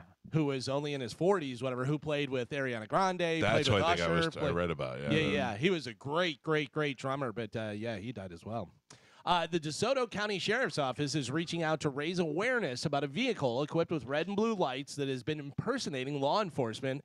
And it's not just happening in DeSoto County, but other counties across Florida. So be on the lookout for this. It's a truck made to look like a Border Patrol vehicle, but instead of saying Border Patrol, it says Booty Patrol. Yeah. Get it. There's a picture on Bone TV. They cited the owner for illegal red and blue lights, but he denies trying to pull anyone over That's funny. to get the booty. I'm on booty patrol. I'm not mad at this guy at all. No, I love this guy's American hero. Now, what does FBI stand for? Yeah. Well, brother. I'm in Mexico. I got to get the shirt. This month, it is November, so this month, DiGiorno is selling a Thanksgiving pizza. See whether you think this is going to be good. It All right. features turkey, gravy, sweet potatoes, green beans, cranberries, cheese, and crispy onion toppings. Yeah. They're available only online for $11.23 each. There's a picture of what the Thanksgiving pizza looks like. It doesn't look bad. No, That's basically what my Thanksgiving plate looks like. Right. You You know, just I mash just- everything together. Exactly, and then I cover everything in gravy. Yeah. I don't think that's a big deal. Can I tell you those crispy onions that you put on top of the green Oh, bean yeah. casserole? Make anything good. Oh my Yeah. god! Yeah. Oh my god! I can make some mean green bean casserole. Yeah, so man. can your mother-in-law. Mhm. You liar! You liar! By the way, I before went and saw Sammy Hagar, went and saw Frankie. Went to Frankie's Italian Chop How House, was that? and guess what? They got the sauce. He brought the sauce over. He said I had to do it. Oh, Everybody yeah, was everybody's asking asking for for it. the yeah. sauce from Dipping Chibo. sauce, Yeah, the dipping sauce. It was fantastic. It was really, really good. And that's such a cool place. And did they have the guy singing, the Frank and Dean Dean? Martin, yeah. So good. Really good. So it was playing, and then whenever we walked in, we sat down at the table, and I go, I wonder if they do like a little piano out there. That's a nice bar and everything. And then I hear it going, and I'm like, is that like live Dean Martin that they're playing with her? And then I see the guy walk around the corner with the microphone. It was the guy singing. It was great. All right. It's an old school, I like good, nice Italian restaurant. It's kind of like Cafe Chibo atmosphere-wise, but the food is steaks and great. It's delicious. It really is. I wish it wasn't so goddamn far from me. Oh, so But, good. And yeah, it's then fantastic. Frankie sent us over the cannoli cake, Yeah. which is pound cake inside. It's got a little bit of limoncello, and it's got the Ask him about icing. the brunch. Oh my god! Oh, yeah, dude. with the what is it, tiramisu? Yes. Oh, Yeah, tiramisu French toast. Yeah, whatever. Oh, I give it 5 chef kisses. Yeah. It was delicious. It's really good. Yeah, I liked it. So Magic Johnson is now the 4th pro athlete With age. to reach billionaire status. Oh. Okay, so Magic Johnson billionaire. Who So- are the other? Who are so the other real three? quick though, Magic. We got to talk to you about stuff. Circa 1992. Yeah. We're trying to raise awareness to HIV and AIDS, and we feel the best way is to give it to somebody Uh-huh. who is Tom Hanks famous. with COVID. Right, Oh, yeah. right. All right. So what do you mean? Well, Magic. Here's the thing. Magic's like, I don't want people thinking I'm gay. No. We're gonna give it to you. We're gonna say you have it. You're not really gonna have it. You're ready to retire anyway. Right. You're ready to retire, but what you're ready to retire and to be about $100 million. In By the 20 way- years, you'll be worth $1 billion. By the way, real quick, they go, Magic, you really want to get your name out there? Yeah. Right now, you're just associated with basketball. Yeah. But we'll give you the HIV, not just a name only. But then we'll make you a billionaire. You'll never get sick. You'll never get. And then if you get bored, we'll let you go play again. Mm-hmm. $1 billion, they say. All right, I'll take it. And then before you know it, Magic Johnson. Then they gave him a TV show, whatever you want, Magic. I'd like to host late night. All right, give him a late night TV show. I love movies. You Well, want yeah. some movie theaters? Give him movie theaters. Yeah. Anything you want, we're gonna give it to you. And then at the end of the time, you'll reach $1 billion. I believe the other billionaires are Pro athlete billionaires. There's 3 other ones. Who you got? Oh. Jordan. no. Yeah. Michael Jordan. Michael Jordan. Sorry, that's not what I was thinking about. Michael Jordan. Then there's Tiger Woods. Tiger Woods. Um, And there's one more. Soccer. No. Really? Do you want me to give you the sport? Yes. Mm, No. well, yeah, you're gonna have to. I'm trying to. Floyd Mayweather. No. Oh, yeah. Give us a sport. Basketball. Oh, Biggest name in basketball. Shaq. Oh, Michael Currently Jordan. playing. No, currently playing. Sorry. LeBron James. LeBron James. yeah. Already billionaire. How do you like that? I do. That's pretty awesome. But that just shows you how much more they get paid. I know. It's crazy. Well, LeBron's like,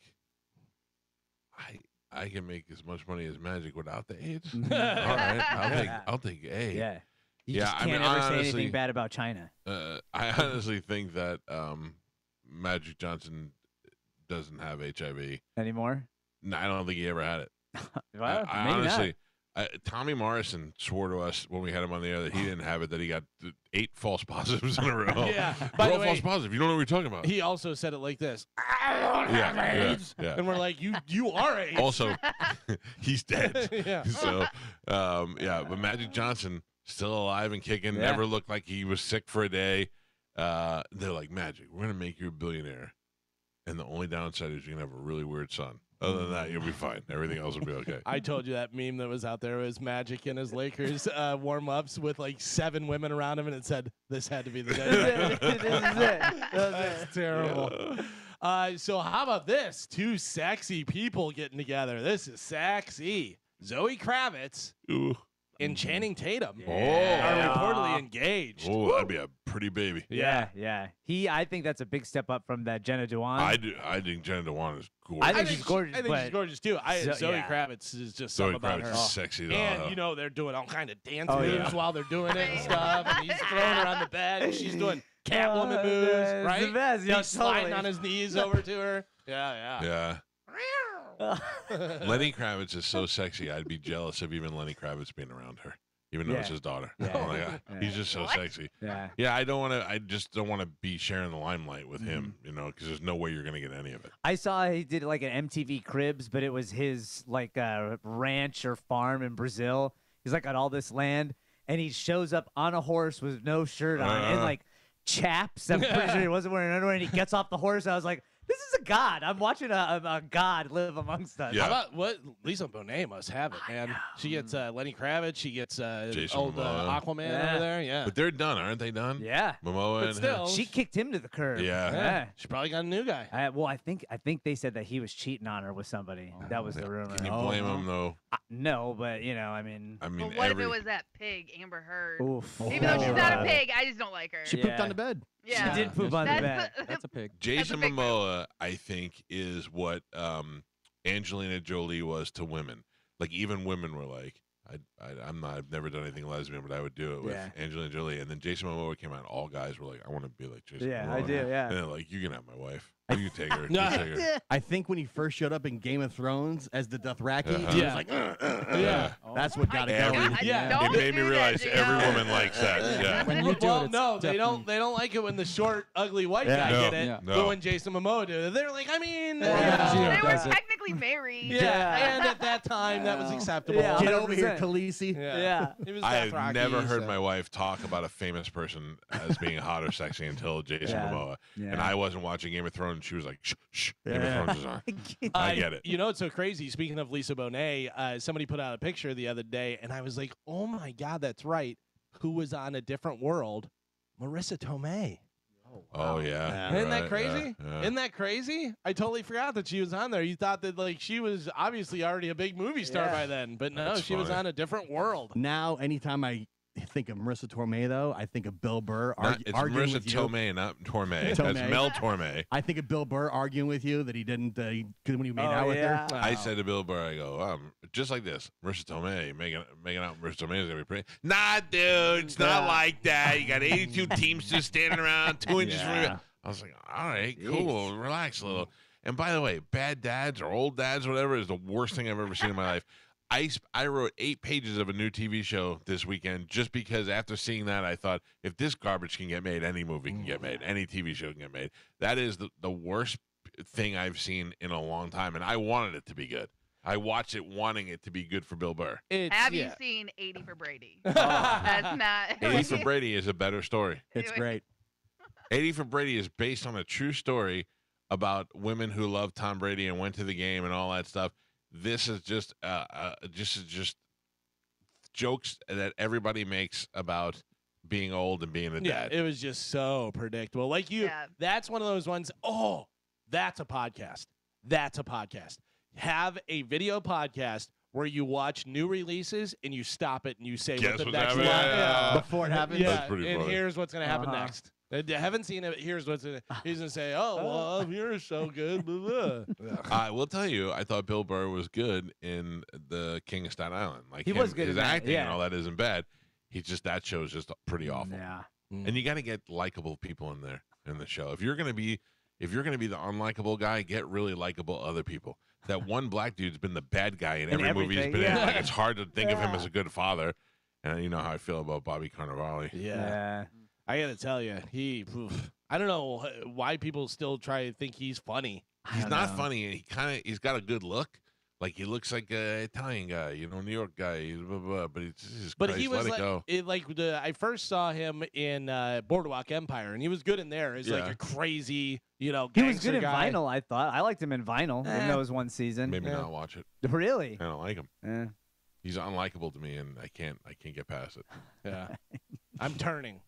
Hey, Yeah. I have not seen the new De Niro Capriati. I almost said the DiCaprio Scorsese movie yet because I don't have 3 hours and I will never stay awake that long.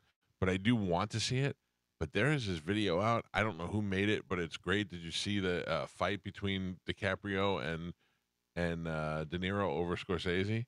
No. It's DiCaprio, and he's like talking to Scorsese, and De Niro busts in. He goes, "Excuse me, I need to talk to my director for a second." And De Niro goes old school. He goes, "Oh, your director?" And he goes, "Yeah, I've made 5 films with him." He's like, "I've made 8 films with him," and he's like, "Is this like a skit that they did?" Yeah, or but what? it's just it's so it looks so real. It was and good. De Niro is like the best acting he's done since Goodfellas. Oh yeah. He's like, "I've made 8 films with him."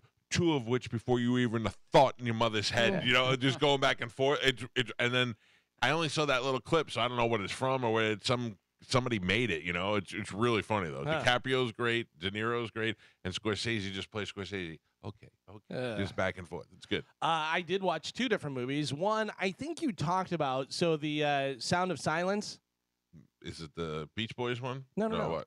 Isn't that right? The Sound of I mean, maybe I just can't Laughter, remember anything. Sound of Freedom. Sound of Freedom. Yeah. Sorry, Sound of Silence. Sound of Which Freedom. one's the Sound of Freedom? The child Trafficking movie. Oh, I did not see it. My dad saw it. I did not see it. I remember we talked about I it a saw lot.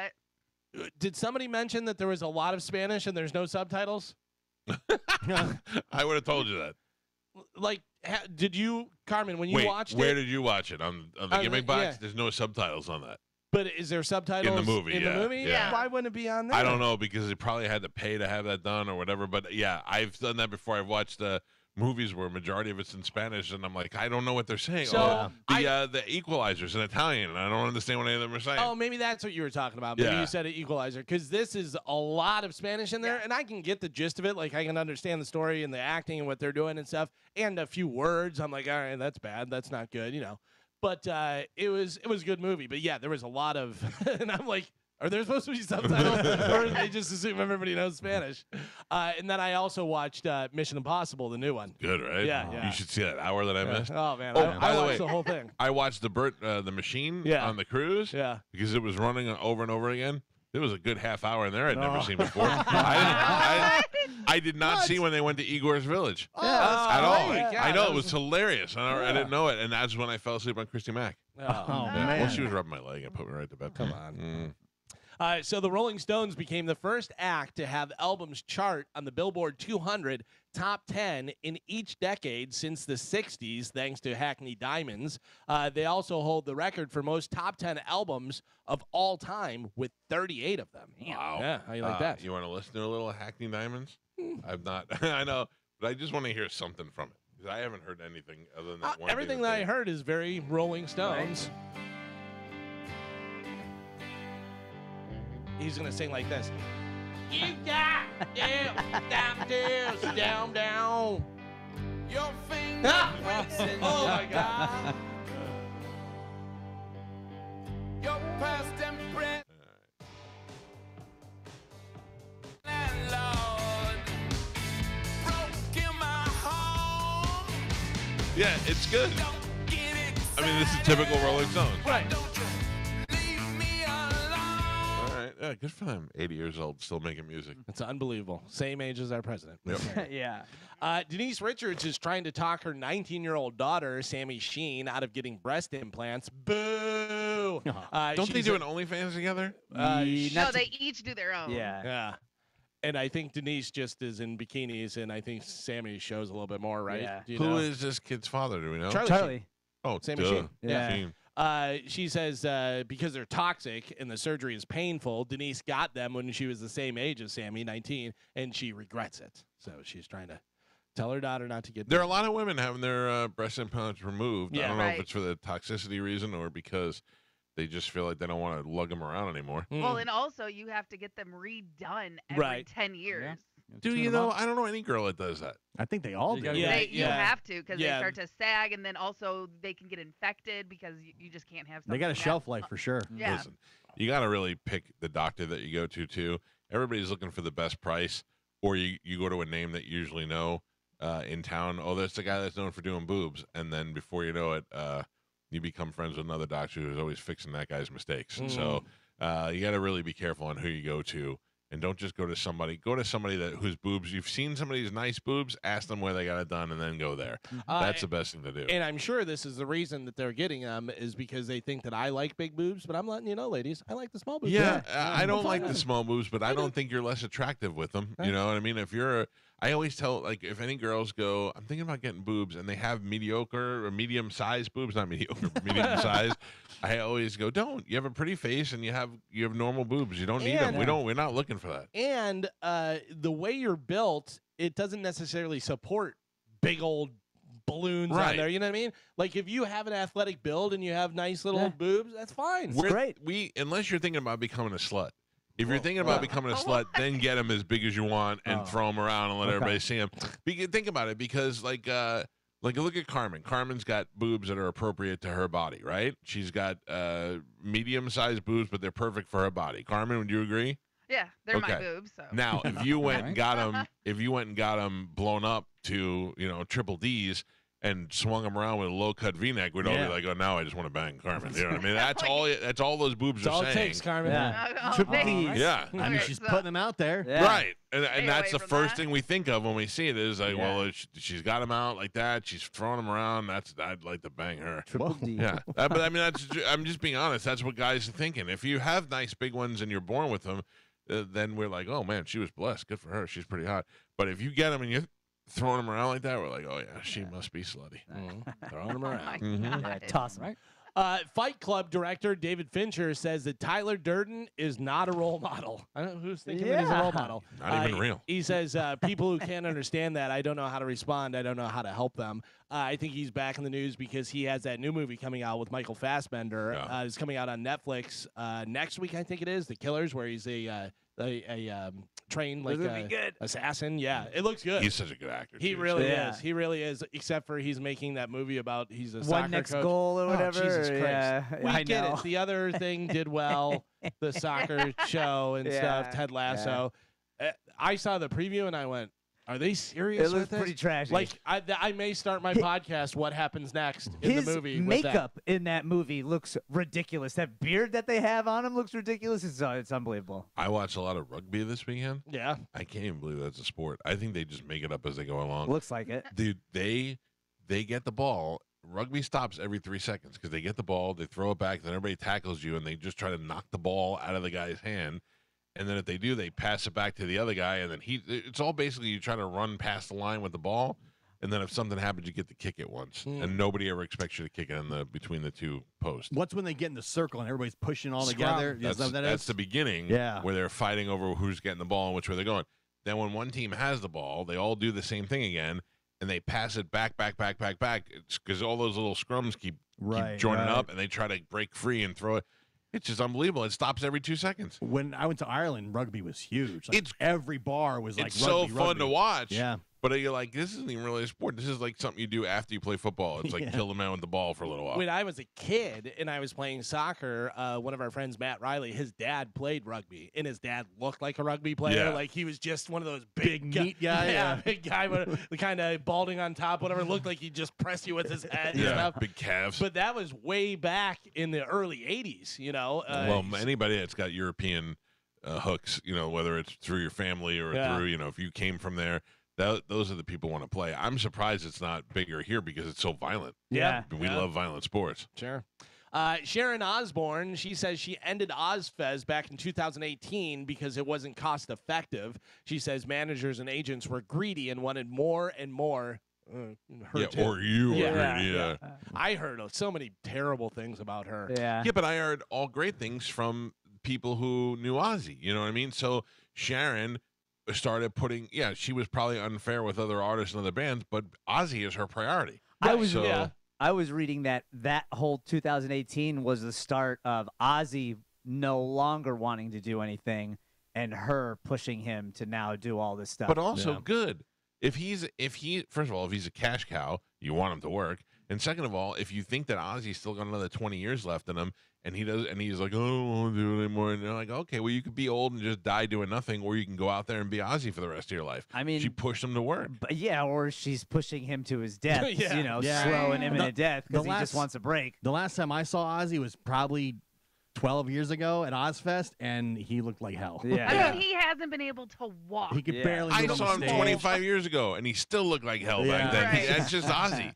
Yeah. He did a whole show about how feeble he is. It sounded great, but it looked horrible. Yeah. And all he does she's, is come throw water on people, and that's what everybody wants. But it's just not a good look when she's wheeling him out in the wheelchair and just, dumping him onto the stage and Yeah, going, that's Ozzy, just- everybody. And then Okay, Drag him off at the end. Me and the kid got to pay for all this plastic surgery Yeah. somehow. Get to Yeah, work. yeah. I read an article Zach Wild was saying that they used to get mad because Ozzy would always throw buckets of water, and he goes, and then he'd throw it, and I have all these pedals in my guitar, and he's throwing water, and then I have water on me for the rest of the show.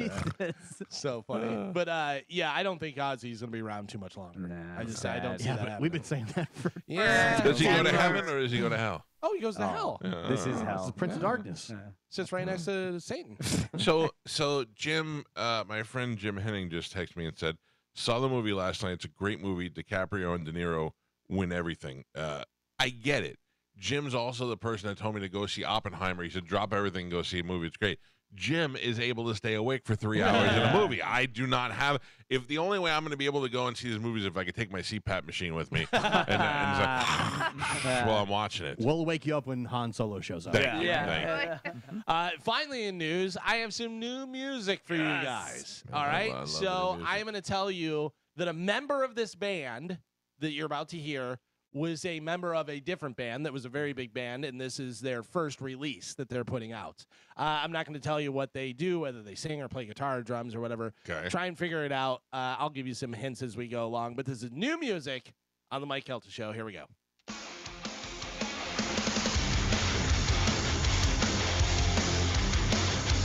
Looks to kill. Mick Mars.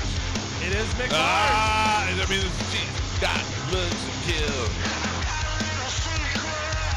Who's that? He's not singing.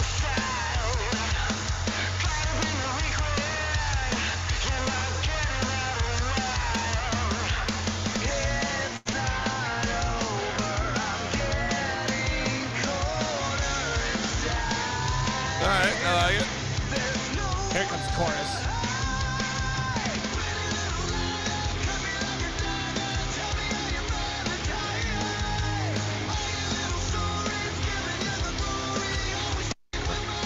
I like it, Big Mars.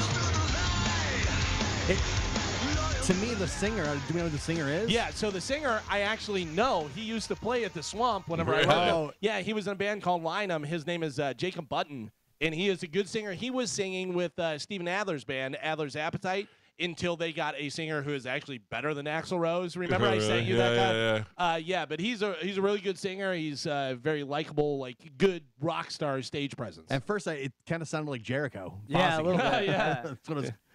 So that is new music from Mick Mars. It's his first solo single since leaving Motley Crue. It's called "Loyal to the Lie." His album, "The Other Side of Mars," comes out on that's pretty good. February 23rd. Yeah, Yeah, I don't know that I'm rushing out to see Mick Mars' band, but I like that song. yeah. No, Mick Mars though, one of those guys. It's a very underrated guitar player. Yeah. Like he is great. I would love to interview him, but also I'm not gonna lie, I would be like, this guy is creepy looking the whole time. Like I was very blown away by how little Joe Perry was when he came in the studio. Yeah. Joe Perry, and this not, I know it's going to sound like I'm insulting him, I'm not, but Joe Perry looked like my Aunt Lena when he came in. He was little, and he was like, hey, okay, I'm going to go over here. You like, see he him was up very on timid. stage, and he's Yeah, got abs, and you're like, muscles. this guy must Yeah. be a big muscle guy. And he walks in, and you're like, oh my god, he's so tiny. Yeah, well, and what a nice guy. I love Super talking nice, to Joe yeah. Perry. He was great. Yeah, and the Mick Mars, I just think him and his spondylitis sitting 2 feet away from me, looking all vampirish.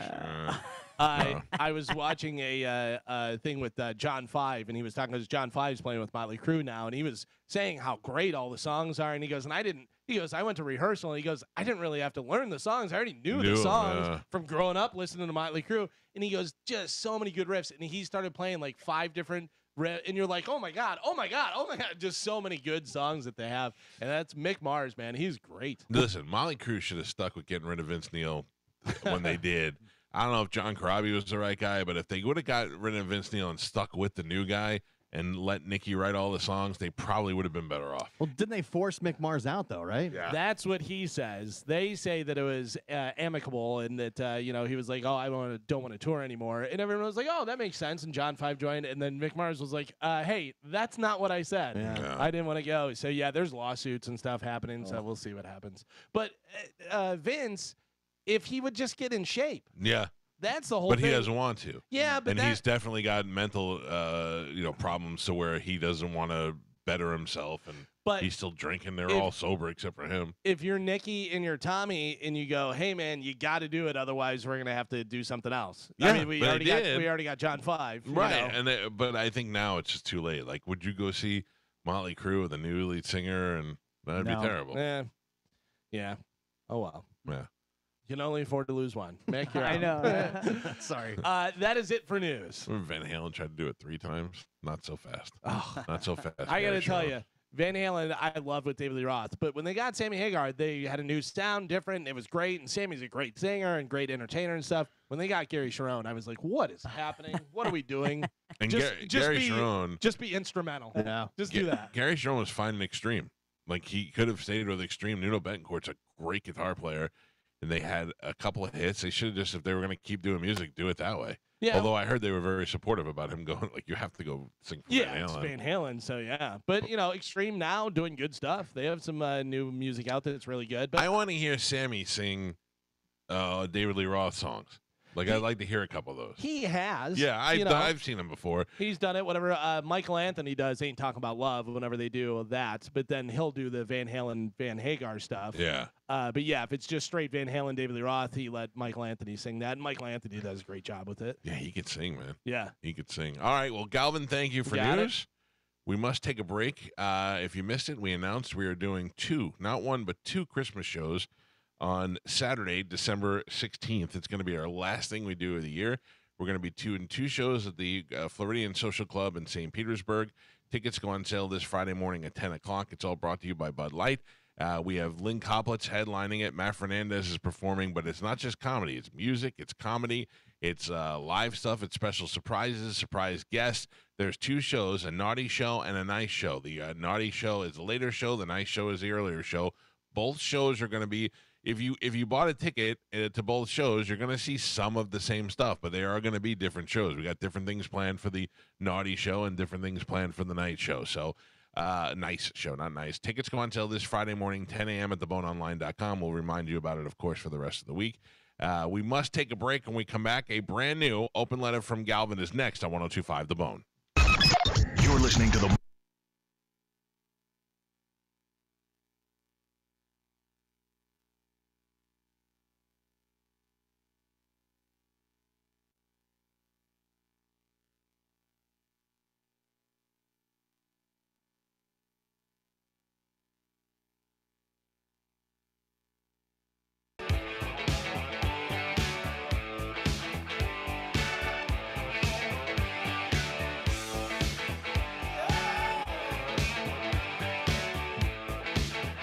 8:18 on the Mike Calta Show. It's 102.5 The Bone. 727-579-1025 or 800-771-1025. Those are the phone numbers if you'd like to reach us.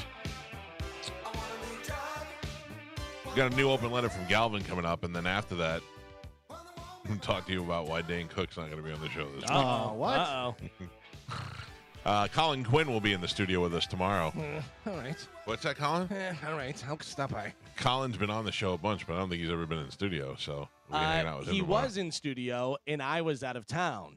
He was? Yeah, I was out of town for something. And I was like, damn it, because I love Colin Quinn. He's one of my favorites. Colin's But great. it was back when we were in the studio in St. Pete. I kind of remember. Long time ago. But yeah, I'm looking forward to him being in here. He's very funny. He'll be in here tomorrow. I would say thanks 100% to Bobby Kelly. Nice. Because he called him up and he goes, hey, you're going to Tampa. Calta's in Tampa. He goes, And he goes, oh, I'm sorry. You sold all your tickets already? You don't need any promotion? He's like, I'll go. Yeah. So Colin will be here tomorrow. Dane Cook won't. You want me to tell you Dane Cook now, and then we'll do open letter? Sure. Oh. So how many times has Dane been on the show? 5, 6 times Around there, maybe yeah, over the yeah. years? Yeah.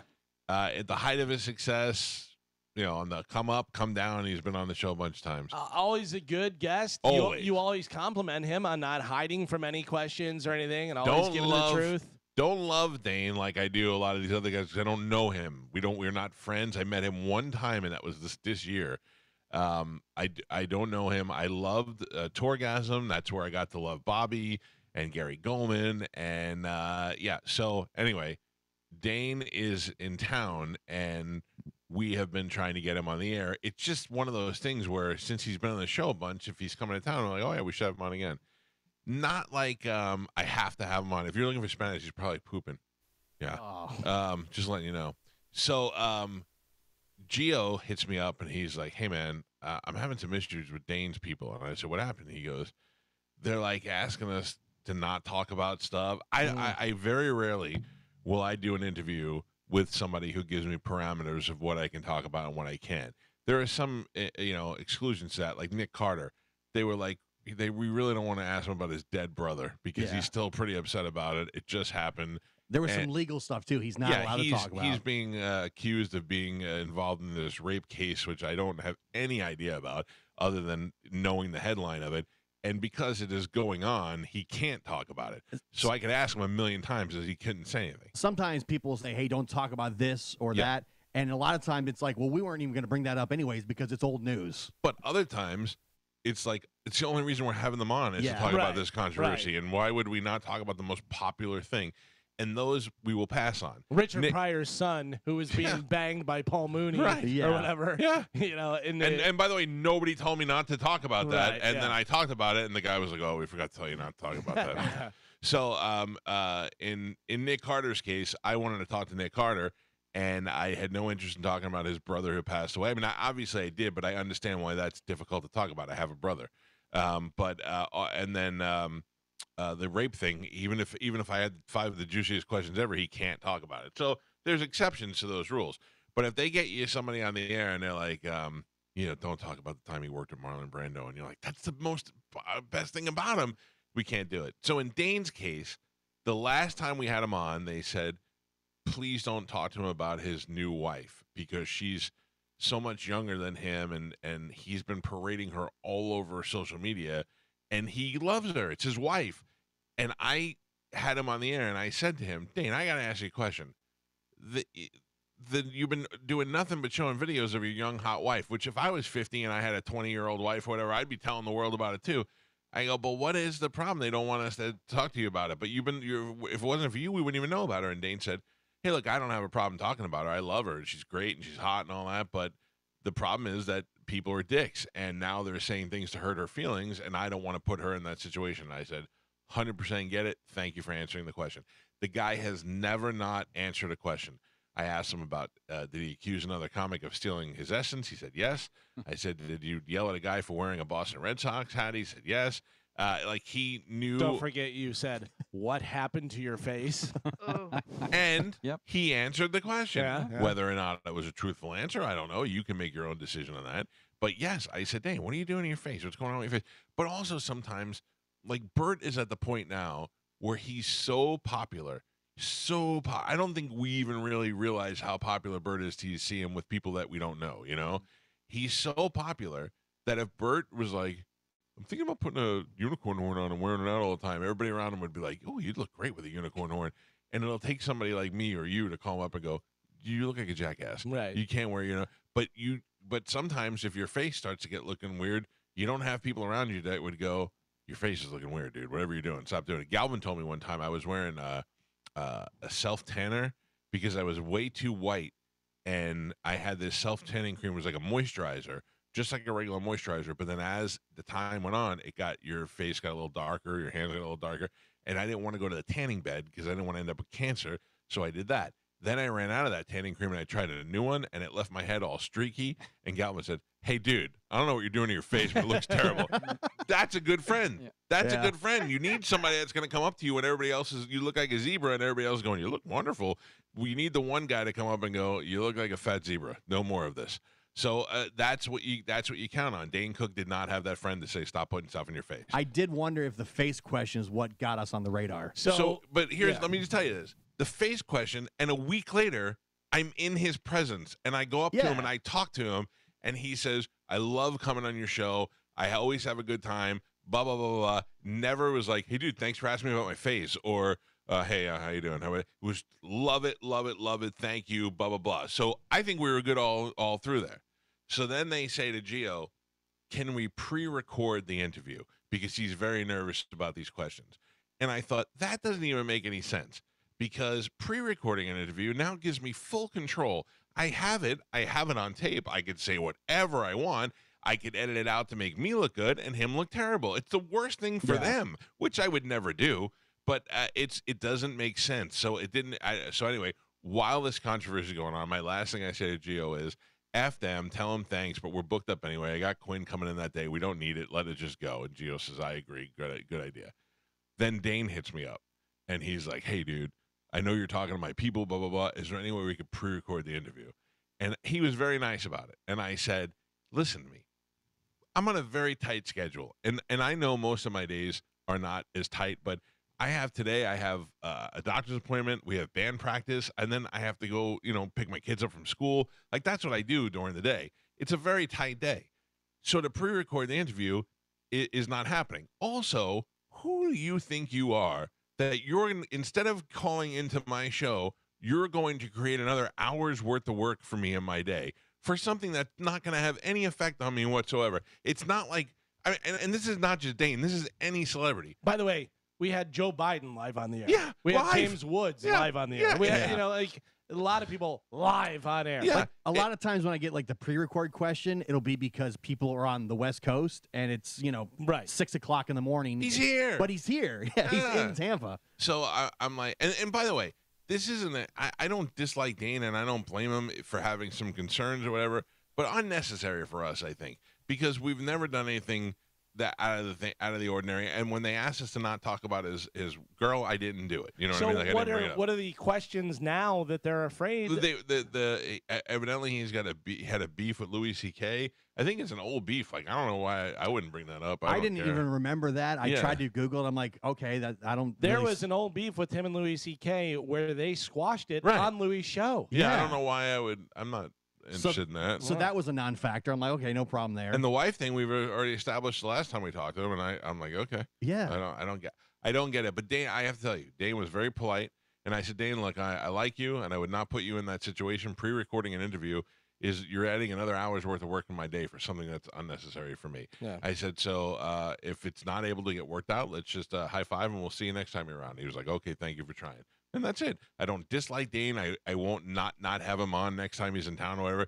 It's just, I mean, it's just people expect us, like, we're not your bitches. You know what I mean? And I'm mostly talking like his PR people. It's always the people around them. Yeah. It really, you know, 100%. Like, with bands, a lot of times it's always the stage manager or this guy or whatever, and you're like, relax. ZZ Top.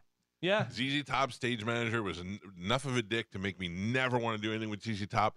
They probably don't know about it or care about it. Yeah, I don't. You know what I mean? They're just. George Thorogood was really stiff. We had him on the show. Yeah. He came in the studio, and he was really stiff. I asked him how old he was. He wouldn't tell me. I asked if he was married. He wouldn't tell me. And I was like, I got Google. I could find all this stuff out. But he was cool. I liked him, and he was good to have on the air.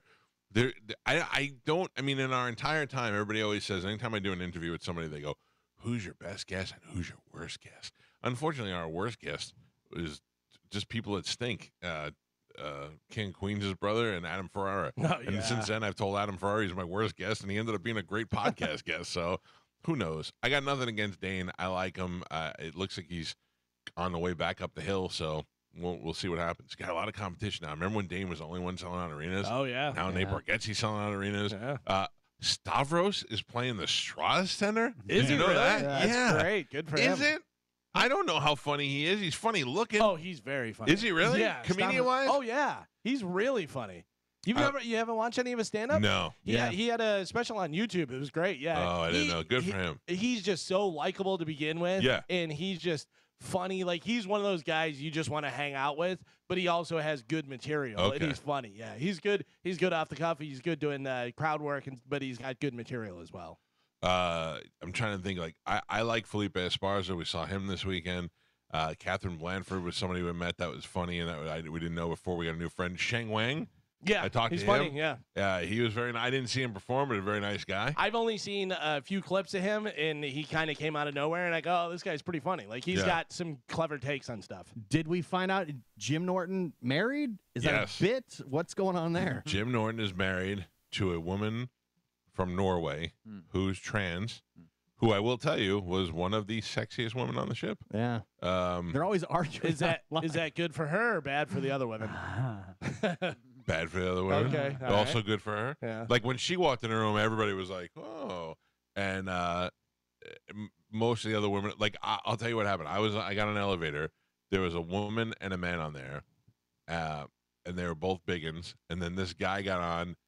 That made me feel small, and then two other guys got on in tank tops, and I just went, "This is the fattest cruise ship I've ever been on." And they all started laughing. I go, "Seriously?" I go, "This is the fattest elevator in the history of cruises." And this guy goes, "It's like they all called us home." Nicest people, not one. The only time I thought we were gonna have any drama on the whole cruise was when. The only time I had to step up at one time. Oh, What when did Pep Joey? have to Yeah. do? Yeah, No, no. Papa didn't do anything. Some woman was definitely on drugs, and she kept coming up to Joe, Mike's son, and trying to talk to him, and she would just start rambling. She was like, and he would just stone face because he He was didn't just know. staring at her. And that made her nervous, so she started to decohese, and then she was on She was like drugs touching on him top and of it. stuff. Yeah, dude, and it got weird. then the husband was one of those muscle-headed bald guys with veins in his head, and he perked up twice. I was like, "Relax, buddy, it ain't happening." It was that was it. She was the only hot girl on the whole cruise. Yeah. Her, and then I think it jumped her to Catherine Blanford. Yeah. And that was it. And the rest. Oh, of them. don't forget about Carter Cruz, my favorite. She's nice. So do you know about this? Carter Cruz was the DJ that's traveling with Bert throughout his tour. Okay, so I think, okay, if you're going to have a DJ to hype up the crowd, a hot blonde DJ would be pretty cool to do, you know. Had no idea Carter Cruz is a porn star and who was a fan of Bert and Tom, and also she was also doing DJ, and Bert goes, "Oh, you DJ? You should come with us and open up the store." So he just took the porn star on the road with him. How do you take a porn star with you and not bang her? I don't He's know. the most married guy I've ever met in my life. It's quite phenomenal. My favorite thing about the cruise, Galvin, and you'll relate to this because you've known him for a long time. My favorite thing about the cruise is karaoke Leanne Kreischer. Oh, yeah? Leanne was celebrating that Bert was finally successful, and that she has been with him for all these years. She's like, she was paid singing like it off. finally paid off. I saw her doing the Bruno Mars. She was crushing karaoke, dancing like a lunatic, loving life. It was like all these years of being with this fat, sweaty guy is finally back. It's like being with a doctor through med school who finally does his first surgery. It was funny. As they were going to the cruise, they were flying there, and Bert was in the airport, and a guy stopped and wanted him to sign stuff, like had stuff for Bert to sign. Like Right. knew Bert was going to be there, and then asked Leanne to sign it too. And Bert was like about 15 feet away, and Bert goes, Leanne's giving her autograph. Whatever. He goes, I guarantee she'll say thank you to the guy. And he turns around, she signs, and she goes, thank you. She's so sweet. She's the sweetest lady, and I was really happy for her. And she's the one that was responsible for getting us that monster room on the. Nice. Yeah. She's. I figured when you were all coming, I said, why don't we just give them the room next door to us? I go, yeah, it was a great idea. It Best was idea. awesome. All right, ladies and gentlemen, it's a little late. It's 8:32 in the morning on a Wednesday. Let's check in with Galvin. He's got a brand new open letter. And now, an open letter from Galvin. This is an open letter to people that were out this Halloween. Dear people that were out this Halloween, seriously? So let me start by saying Halloween is only for two types of people, little kids and sluts. And never the two shall meet. For little kids, it's fun to get dressed up for Halloween and go house to house and get candy. For sluts, it's fun to get dressed up for Halloween, go from bar to bar, acting slutty. Yes, I know in a perfect world, women should be able to wear whatever they want without any problems. But here's the thing. In a perfect world, people wouldn't DM me hours or days after Matthew Perry died to tell me I should get him in the death pool. So clearly, we don't live in a perfect world. Hey, couples that went as Taylor Swift and Travis Kelce, lame. Also, if the guy goes as Taylor and the girl goes as Kelce, super lame. There's a guy that does the over-the-top elaborate costume who gets mad because nobody can tell that it's him. So halfway through the night, he just takes his head off, and then every picture from that night is some sort of space alien with just Doug's head on it. I don't know who is worse, the guy that dressed as the Hooters girl or the female stripper or the cheerleader for the last 3 Halloweens. We get it, Ethan. Not sure if you know what's happening, but everyone else does. Stop it. I mean, this is stop pussyfooting around and just become a lady already. Or if you have the least sexy girl that wants to go as the sexiest character. Oh, are you supposed to be Quasimodo dressed as Wonder Woman? Or am I supposed to wonder if you're actually a woman? Are you Wonder Woman after she had a terrible reaction to some allergy she has? You don't look like Marilyn Monroe. You look like the state of Maryland. But good news. Good news. You have a whole year to come up with your next terrible costume. Happy Halloween, idiots. I'm Galvin from the Calta Show, and this has been an open letter to people that are out this Halloween.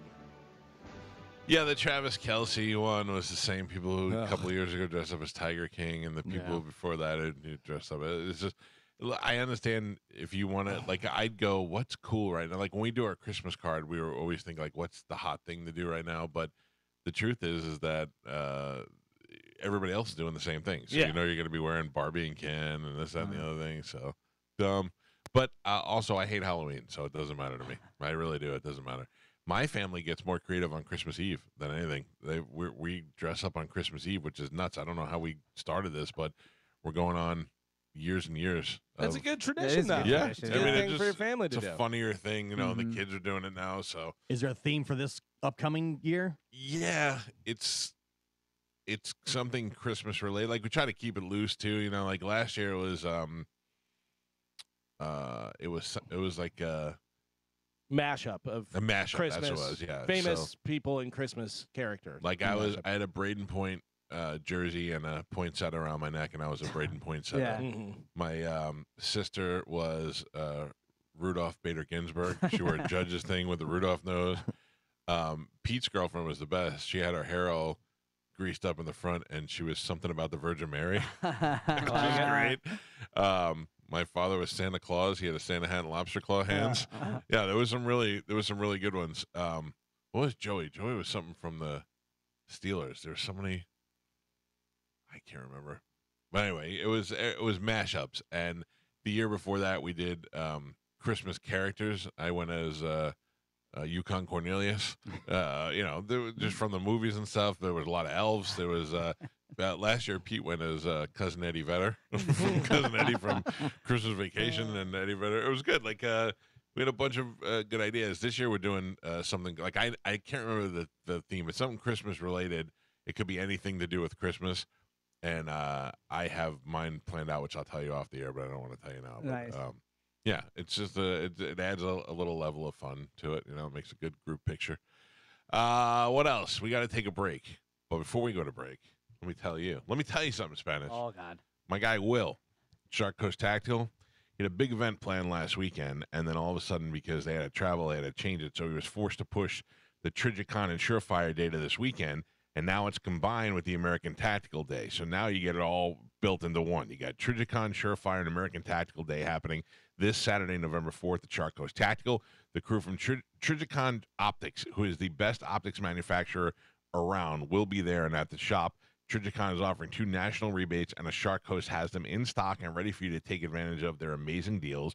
There's a $100 rebate on the amazing RMR LED dot optic for your pistol, and a $50 rebate on the MRO optic for your rifle. And Surefire is the leader in suppressors and flashlights for the military. If you don't have a suppressor because you thought it was hard to get and you didn't know how to do it and you thought you needed a lawyer and all that, nonsense. I got them, and I got them right there from Shark Coast. They'll be on site debuting their new suppressor for the RC3.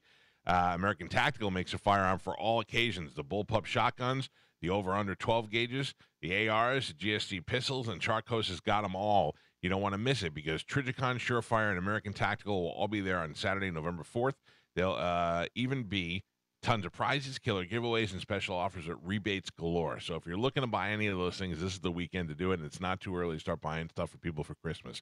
The shop is open, slinging freedom from 10 to 6 daily, closed on Sunday, and open online 24/7, where you'll find them at sharkcoasttactical.com. But get into the store at Shark Coast Tactical. They're on Bee Ridge Road in Sarasota. This weekend, you got all the people from Trigicon, Surefire, and American Tactical all in shop. Check them out on social media. Make sure you tell them you heard about it on the Mike Calta Show. We will take a quick break. I've got some voicemails I'd like to play for you. I'll do that next on 102.5 The Bone. It's the Mike Calta.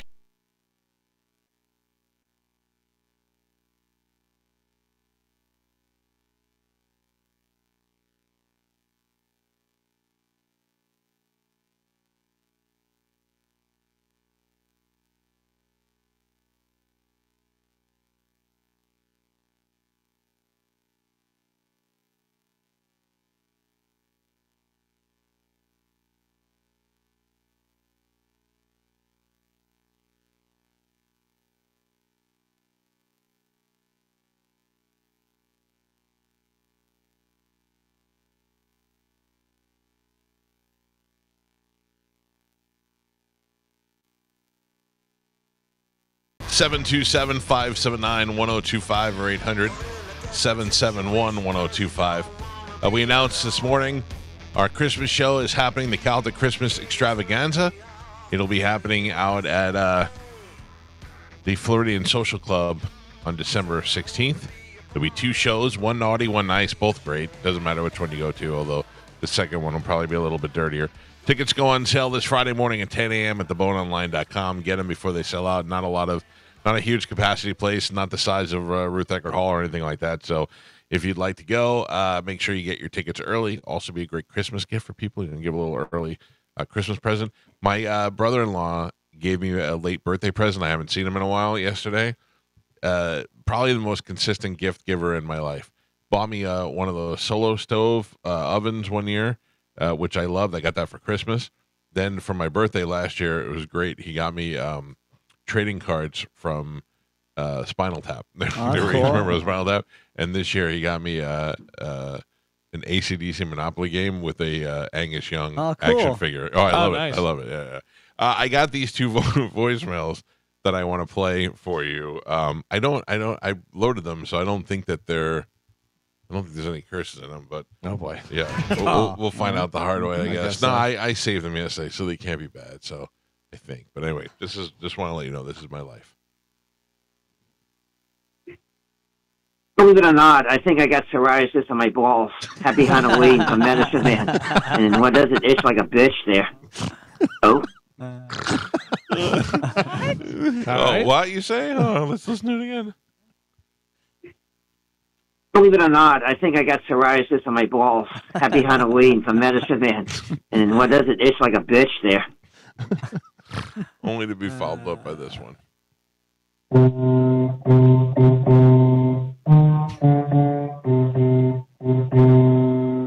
Happy Halloween from Medicine Man on Calta. On Calta, did he say?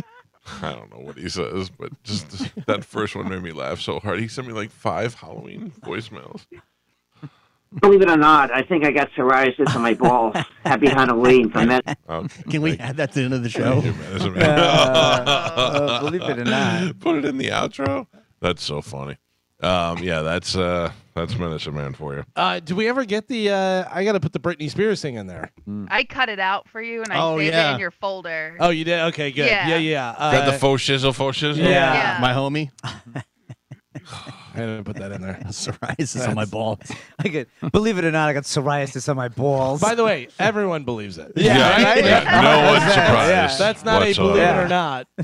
We believe it. Look at you. How long has it been that he's been banned from the show now? It's been a Quite while. some time. Almost like 2 months. Yeah. Oh, it's been more than that, Carmen. Yeah. Has it? Yeah. Time flies when you're having fun. I kind of want some pictures of his house post, everything being removed. It might actually be nice now. Might Yeah. be sellable. No way. I doubt guarantee it. it's already on its way back. Fill it right back up. Yeah. All I know is I feel bad that they took all his ladders. You didn't take all his I ladders. had 6 ladders. They took them all. Yeah. And his lawn furniture. He's got nowhere to sit. Yeah. He doesn't need all of them. Jeez. You can't be on all the ladders at once, Yeah, I guess not. Unless you can connect them and climb really high. The fact that you could see the junk from space on Google Earth Yeah. told me everything I need to know. Yeah, once we saw an overhead shot of his house, we were like, all right, this is getting... And he does have some property.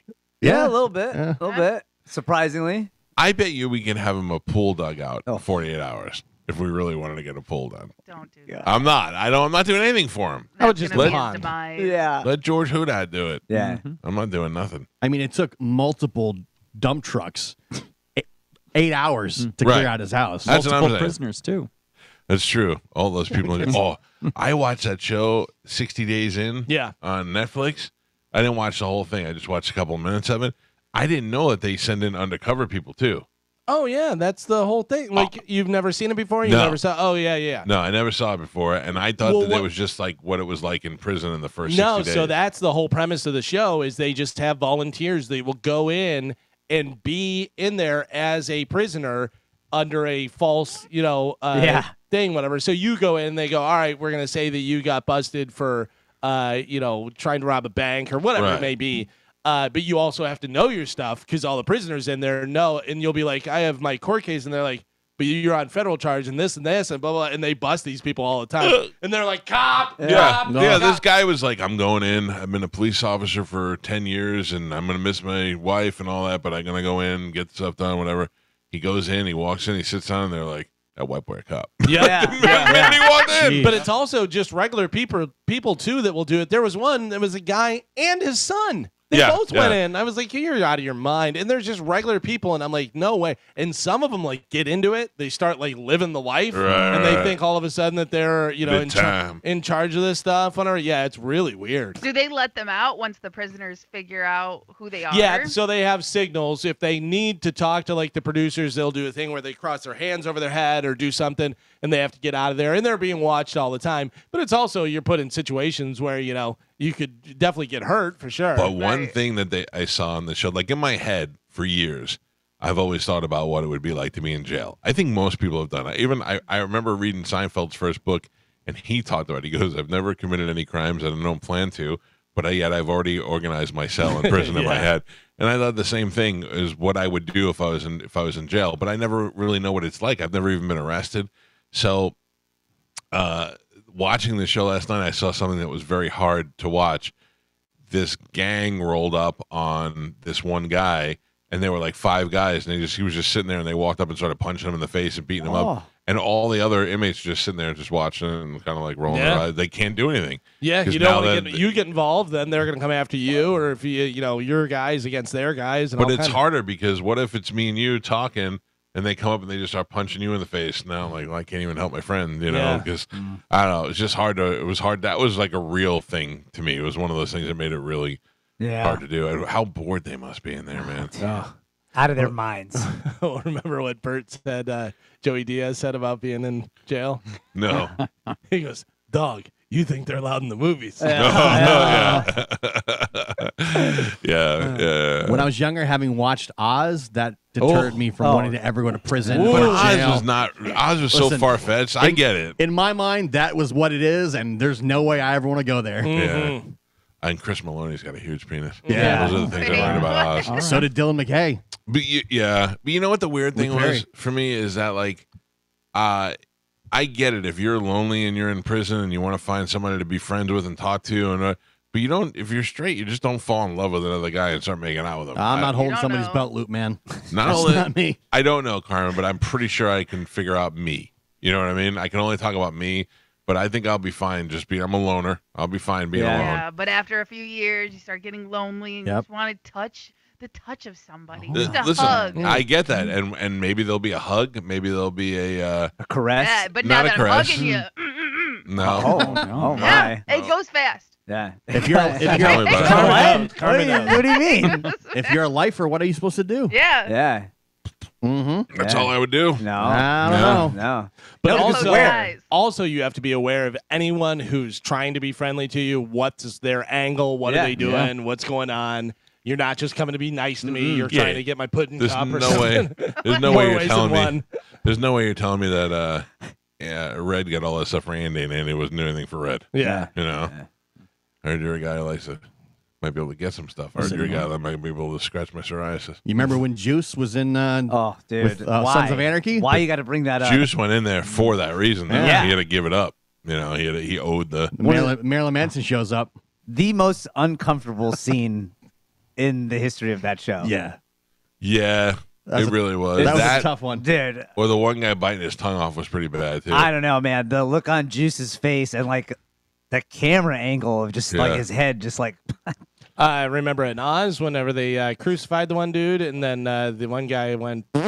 Oh, yeah. Yeah. What? Yeah. Oh. Look it up. Yeah. Just like that. You never watched Oz, Carmen? No. Oh, it was good. You would like it. It There's is a lot good. of wieners. I don't know that it's an HD, though. It's old. Yeah, no, it's not that old. Sopranos old. Yeah. It's older I think it was than before Sopranos. Sopranos, actually. Wow. Yeah. good. It was like HBO's first series, I believe. I should not have watched Yeah. it when I was younger. No way. HBO's been doing series since the early 80s. I don't think so. Like as far as like full dramatic series, I believe Oz was one of the first. Dramatic, maybe, but they've been putting series on. I mean, what was that one with Ben? What's his face? Oz Brian was Ben released Ben. in 2003, 20 years ago. Yeah. Wow. Yeah, but they had other shows on before that. Maybe it's just the one I remember. Yeah. Yeah, the one that sticks out. Yeah. It was great. It was good. Like It I was said, good. And I'm never going to prison because of that. Yeah, it really was awful. Yeah. Yeah. It really was awful. But also, my father who worked in the prison for all the years, used to still laugh at it. He's like, this would never happen. It would never do this. But also, I look at where my father worked at Rikers Island now, and they can't find anybody to work there anymore because it's run so badly. I mean, law enforcement guys are getting hurt every day. Oh, yeah, it wasn't Yeah, like why that. would you put yourself in that situation if you don't have to? You could go be a security guard at a mall. Right, you because know? my dad, during his day, they had no problem cracking a couple people's heads open, just send a message so you knew not to mess with the certain guys. Now they let them get away with whatever they get away with, and my dad's like, "Why are you telling people this?" But that's the truth is that they had some sort of control over the inmates, and in this case, now the inmates run the place. Unbelievable. It is unbelievable. But the one thing that my dad said that really made me feel good was that prison rape doesn't happen like you think it happens. He's like, if somebody's getting raped in prison, it's because they're getting taught a lesson or they're doing something. He's like, yeah, but I mean, like a punishment, you know. But he goes, but it's not like if you walk past a guy and drop the soap, you're getting raped. Yeah. He said there's so many gay people in there that if you want to go to have sex, you know where to go. You know who to go to and how to get it. So he's like, there's not that. What about the old tale? Like when you get there, you punch the biggest guy right in the face, right when you get in. That way they know not to mess That's how with you get raped, man. Oh, sorry. I would tell you that that's probably not the best thing to do. But also the thing is, if they come at you, you should fight like mad, and then no matter how much you get beat up, not rat them out. You'd be like, who did this to you? I don't know. And try not to cry. I feel like it's going to be like Eddie Murphy in life. You going to eat your cornbread? Yeah. Oh, man. Man, F you. I'm eating my cornbread. I don't think I'd be so bad here in prison. Like if I had to go to Tampa, like to go to jail for a little while, I don't think it'd be so bad. But I hear it's not so bad. But I mean, if I had to go for if I do 60 days or whatever, I don't think it'd be that big of a deal. But if I had to do like 5 years, I don't know. You would hate it. By the way, I would. 60 days would be miserable. I wouldn't like anything about it. I'm sure 60 days would be miserable. I just think that I could survive it. Yeah. Jail or prison? Well, jail is in jail a certain amount of time. Well, depends. Yeah, certain amount of time. Jail is you're waiting to go to trial. Prison is after you've been convicted. County lockup. Yeah. Yeah, I don't. County lockup, they say, is a lot worse than prison. Because prison, everybody's there and they know what they're doing and stuff. Where jail, you're just coming in and out. And, yeah. And then that's where they have you got your, maybe somebody who's got an armed robbery mixed in with a murderer for a certain amount of time. So there's not really any. If I'm going to do any of this, I'm going to handle it like I do with drinking and driving. They say don't blow. The safest thing is don't drink and drive. Yeah. So I'm going to avoid all of it. I'm going to do everything I can to stay out of jail in any capacity. Yeah. Smart. I've up 52 years, no arrest. I think I got a good run so far. That is a good run. I'm going to try and run that. I'm going to try and stick with that marathon that I'm doing here. Yeah, I don't like it. I don't like it at all. And then, I would imagine part of me is my ego is like, yeah, you'd be a hit in there. Everybody loves you. They love your show, whatever. And then just need two guys that don't like you. Nah, I think everybody would like you. The one guy that's like, tell me about Ned. And I go, Ned's not real. And then they all beat me up for ruining their dreams. Yeah. Yeah, I don't want that at all. All right, we got to take a break. Our phone numbers, if you want to call us, 727-579-1025 or 800-771-1025. Yeah, real quick, you know what I saw yesterday? Debuted in 1978, Kiss and the Phantom of the Park yesterday. Debuted on Halloween.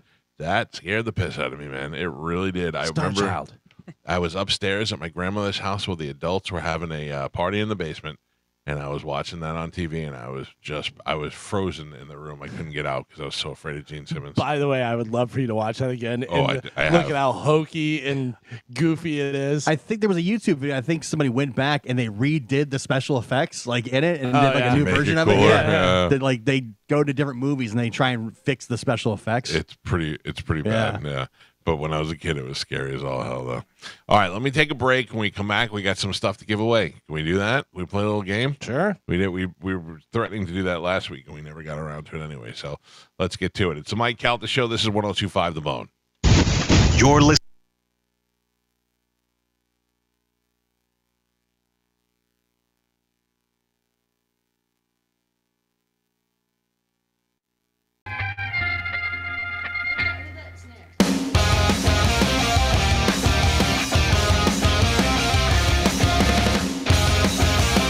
$9:12 on the Mike Calta Show. It's 102.5 The Bone. Let me tell you about Jeff Borum and his team at teamborum.com. That's Borum, Borham. If you're looking to sell your home and you want to get the most money for your home, that is what Jeff and his team specialize in. They specialize in putting your home in front of the most eyes so you can get the most people interested.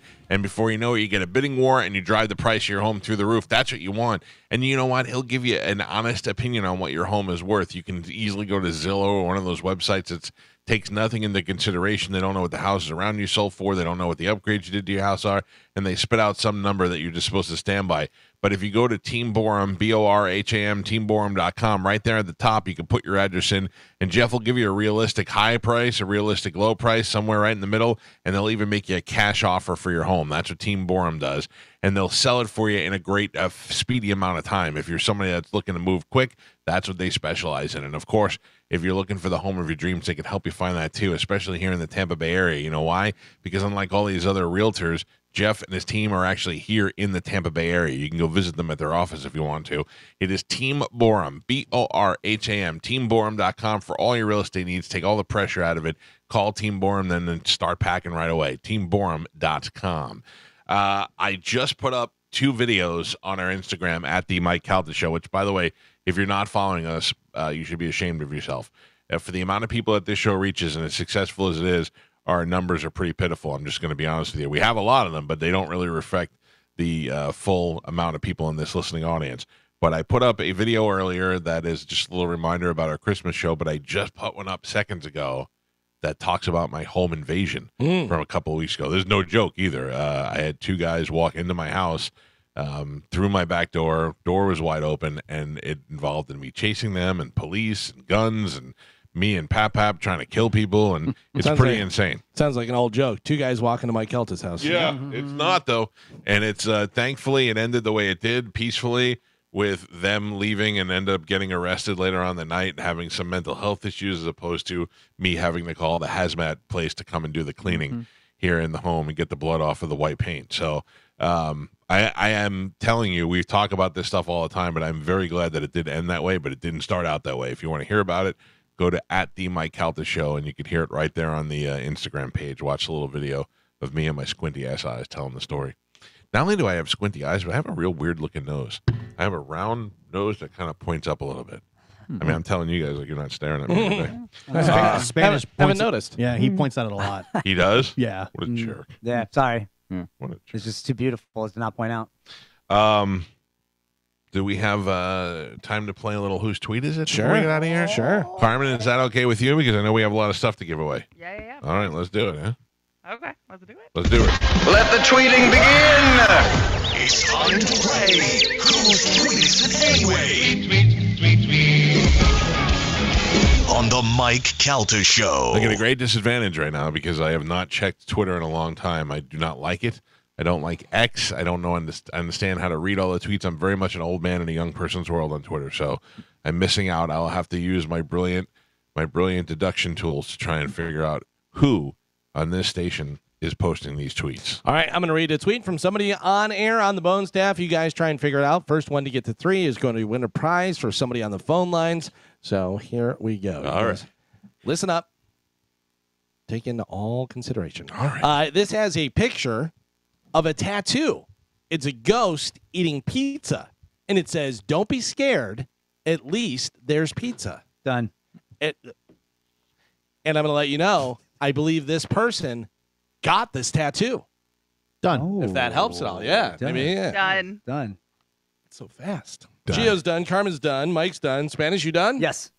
Spanish, I'm going to start with you. Did you change? I did not, but Okay. you made me realize that I am, in fact, correct. That's Corey Cardinal. You said it's Corey Cardinal. All right. Mike Kelta, who do you think it is? I also had double C, Corey Cardinal. You said Corey Cardinal. All right. Carmen, what do you think? I thought that was Dizzy. Think that's Dizzy getting some tattoos done. All right. And Gio, who you got? That is Corey Cardinal. 3 of you say Corey Why Cardinal. does everybody know this? I saw it. 3 of you say it's Corey Cardinal. 1 of you says it's Dizzy. 3 of you got points. Yeah. Carmen, no point for you. I did not see that. Oh. I did not see it either, but apparently, because I was like, did he get this? And then I looked at his before tweet, and it was him in the tattoo chair. I did not see it either. I just knew he had stupid tattoos. Oh, all right. All right, next one has a video, and it's actually the scoreboard and audio from the Chiefs Broncos game, and it says, "Live by Taylor, die by the Taylor, grade A troll," because they were playing Taylor Swift when they beat the Chiefs. That was great. Whose tweet is that? Done. Carmen's done. Gio's done. Done. Mike's done. Done. Spanish is done. Spanish does not seem happy about it. though. No. Gio, I'm going to start with you. Whose tweet was that? That is Will Kuntz. You said that's Will Kuntz. Mike Kelta, what do you think? I don't like that because you seem to be aware of it. I did not pick Kunzi. I picked Monica. You said that's Monica. She's into football. All right. Carmen, what do you got? It made everyone laugh. I said that's Will Kuntz. Yeah, we don't Everyone- usually laugh at this. Everyone laughed at I didn't that. really laugh. I didn't laugh. Marking the audience. By the way, I was just pointing out that she said it made everyone laughed. No, I made everyone laugh. I said. No, you didn't. All right. So you say that's Will Kuntz? Yep. All right. And then Spanish, who you got? When in doubt, we'll Kuntz it out. You Will Kuntz did as well. It is, in fact, Will Kuntz. So 3 of you get points. Mike Kelta, no point for you. Right now, I laughed at that. Spanish has 2. Gio has 2. Carmen and Mike both have 1. I hope every team plays Taylor Swift when they beat the Chiefs, by the way. Great. It was so great. All right, let's go with your next one. I'm going to go. Ji-Chen Chong. What is going on? All right, this next one has a video of a big tractor trailer truck backing into a spot perfectly. And they retweeted, and they said, "I'll never be able to dunk a basketball, and it says ever, but I think they meant never, be able to do this either. I'll never be able to dunk a basketball, and I'll never be able to do this either." Done. Mike Kelta's done. Carmen's done. Gio's done. Spanish? Done. Done. All right, Mike Kelta, who you got? I don't know about his driving skills, but Dizzy will never be able to dunk a basketball. All right. Carmen, what do you think? I said Dizzy too. You said Dizzy as well. Gio, you win it all right here. Who you got? Like Mike said, never going to dunk a basketball. That is Dizzy. You said it's Dizzy. And Spanish, you could win it all right here. What do you I've think it is? seen him dunk a basketball, but I've never seen him back up a tractor trailer. That's Dizzy. Everybody says that's Dizzy.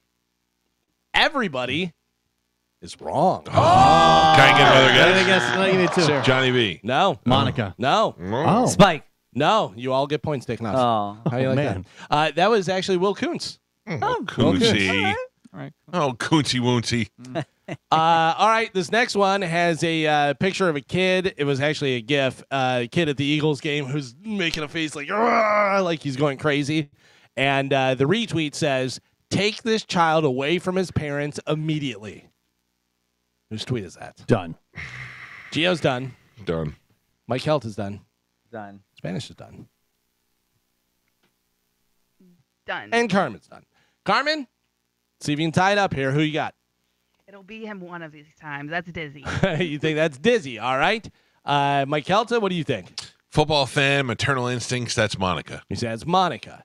Spanish, FTW, you win it all right here. Who you got? I also went with the only person comfortable enough telling you to take a child away from someone. That's Monica. You said it's Monica. And Gio, here we go. What do you got? Hates the Eagles. That's Johnny B. You said it's Johnny B. I got to tell you, I thought somebody just won the game.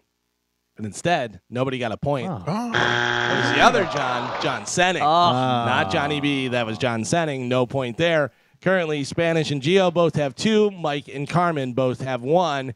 Anyone's game here. This has the video from the Jack in the Box drive-thru, and it says, "Jack in the Box drive-thru, don't play. Take note, Popeyes." Done. Remember whenever they fighting and the lady pulled her gun out and everything in the Jack in the Box? Yeah. Jack in the Box drive-thru, don't play. Take note, Popeyes. Done. Mike Helt is done. Gio's done. Done. Carmen's done. Man, it's just thinking. Working it out. Take time. Come on, man. Show ends at 10. I'm done. You're done? I'm done, yeah. All right. Let's see. Carmen, you can tie it up. What do you got? I said Dizzy. You say Dizzy. You're just. Should we just write you down for Dizzy for the rest Across the board. duration? Mike Kelta. I said that is Mo. You said it's Mo. All right. Gio, you can win it all right here. What do you got? For the win, that is Mo. You said it's Mo. Spanish, you could win it all right here. Who you got? Racist tweet, racist Mo. Whoa. You say it's Mo as well. 1 for Dizzy, 3 for Mo. No point for Carmen. Point for everyone else. Yay. Gio and Spanish just won the game, so now we have a runoff. I want to play. You're out. No, you can't. I'm going to win. Nope, you're out. That's not how it works. Okay. All right. Here, next one has 4 different pictures of a motorcycle. And it says, "I missed my first bike, Honda CBR. I would lay it down years later. Lucky to walk away alive. Still miss it." I know this. Done. Doesn't matter. You're out of the game. I know. I'm just saying. I knew if I was playing, but I'm I'd be a letting you winner. know that you're out of the game. Suck it, Smash. You lost. Lost. It's over. A lot of confidence coming from that side of the room. Done.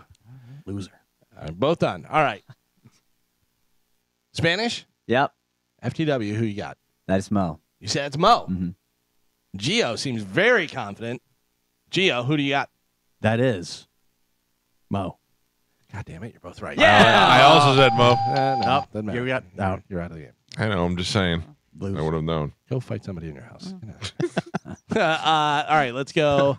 Next tweet. Oh, man. Damn it. Next tweet says, "My comfort food always involves super spicy." That has a smiley face, fire emoji, and a pepper, and it says hashtag can't help it. Oh, Yeah. You're in your little leather. you're at the Mike Kelta Show on the Mike Kelta Show. The necklace of the universe. Comfort food. My comfort food always involves super spicy. Hashtag can't help it. Done. Gio is done. Mike is done. Spanish is Mike is out. All right. On the count of three, you're both going to say it at the same time. 1, 2, 3. Dizzy. Monica. One of you just won the game. Oh my God, it's Monica. That person is not Mike. Gio! Son of a Gio bitch! wins the game. Yeah. In your face. Spicy Monica. And get some. 3 emojis. Three Come on, dude. emojis. You know about that? You know attention. what I know about that? Monica's butthole is fire. Oh, yeah, dog. Science right there. Science? Pure science. Oh, yeah. man. What goes in fire comes out fire. That's true. Right? All right. Yeah, I get That's that. what gave it away. That's how I knew. Yeah. She smells like fire when she farts. No. Wow. Bill's Mafia. That's sometimes how she gets up when she has to reach something. Oh, yeah. Like the Jetsons. Yeah. She had a little jetpack. Propulsion. Little propulsion. All right. Thank you. Congratulations to Gio. Gio, what line are you playing for? Line 5, please. Line 5. All right. Please hold. Carmen will grab it and give you a prize, which include tickets to go see the Mighty Creed on Friday, September 20th. Oh, really? It's some time away, but we do have tickets to give away, and we have other stuff available as well. Before we go to break, I want to remind you that my friends from Super Heat and Air are here, and they are here for your super heat and air needs. And yes, you will eventually need the heat, maybe even a little this weekend as the temperatures drop down to the 60s. At night, that gets to be pretty cold, and if you haven't had a tune-up on your unit, you should do so. Get it all ready for the times that you're going to have to run that heat for weeks at a time in the winter. If it's not ready, next thing you know, your coils could be heating up and burning stuff that's been sitting there like dust and leaves and whatnot, and you got yourself a little bit of a fire. That can happen, but Super Heat and Air wants to come out and make sure you're all lubed up and ready to go for the winter. And if you're looking to get a new unit, you can get a new unit installed today with no interest and no payments for 18 months. So if you've been holding off and you know you need a new AC unit and you didn't want to do it because of the money, well, now you can have it installed and you can make no payments and get no interest for 18 months. But that only happens with my friends at Super Heat and Air. You can find them online at superheatandair.com. You can even book online, have them come on out and do a tune-up, or if you're looking to get a new unit, get the whole unit done. Superheatandair.com. Tell them you heard about it on the Mike Calta Show. Same people that have done the AC in my home and have made it great for me. You know what I love the best is they put those temperature gauges in the thermometers where I can control it with Wi-Fi. Mm-hmm. So like the beach house is on 76, which is ungodly hot for me. But I could do it if I know I'm going a couple hours before, knock that temperature down to somewhere in the 60s, and then I'm much, much happier. Superheatandair.com. We'll take a quick break. It's the Mike Calta Show. This is 102.5 The Bone. It's the Mike Calta Show on one.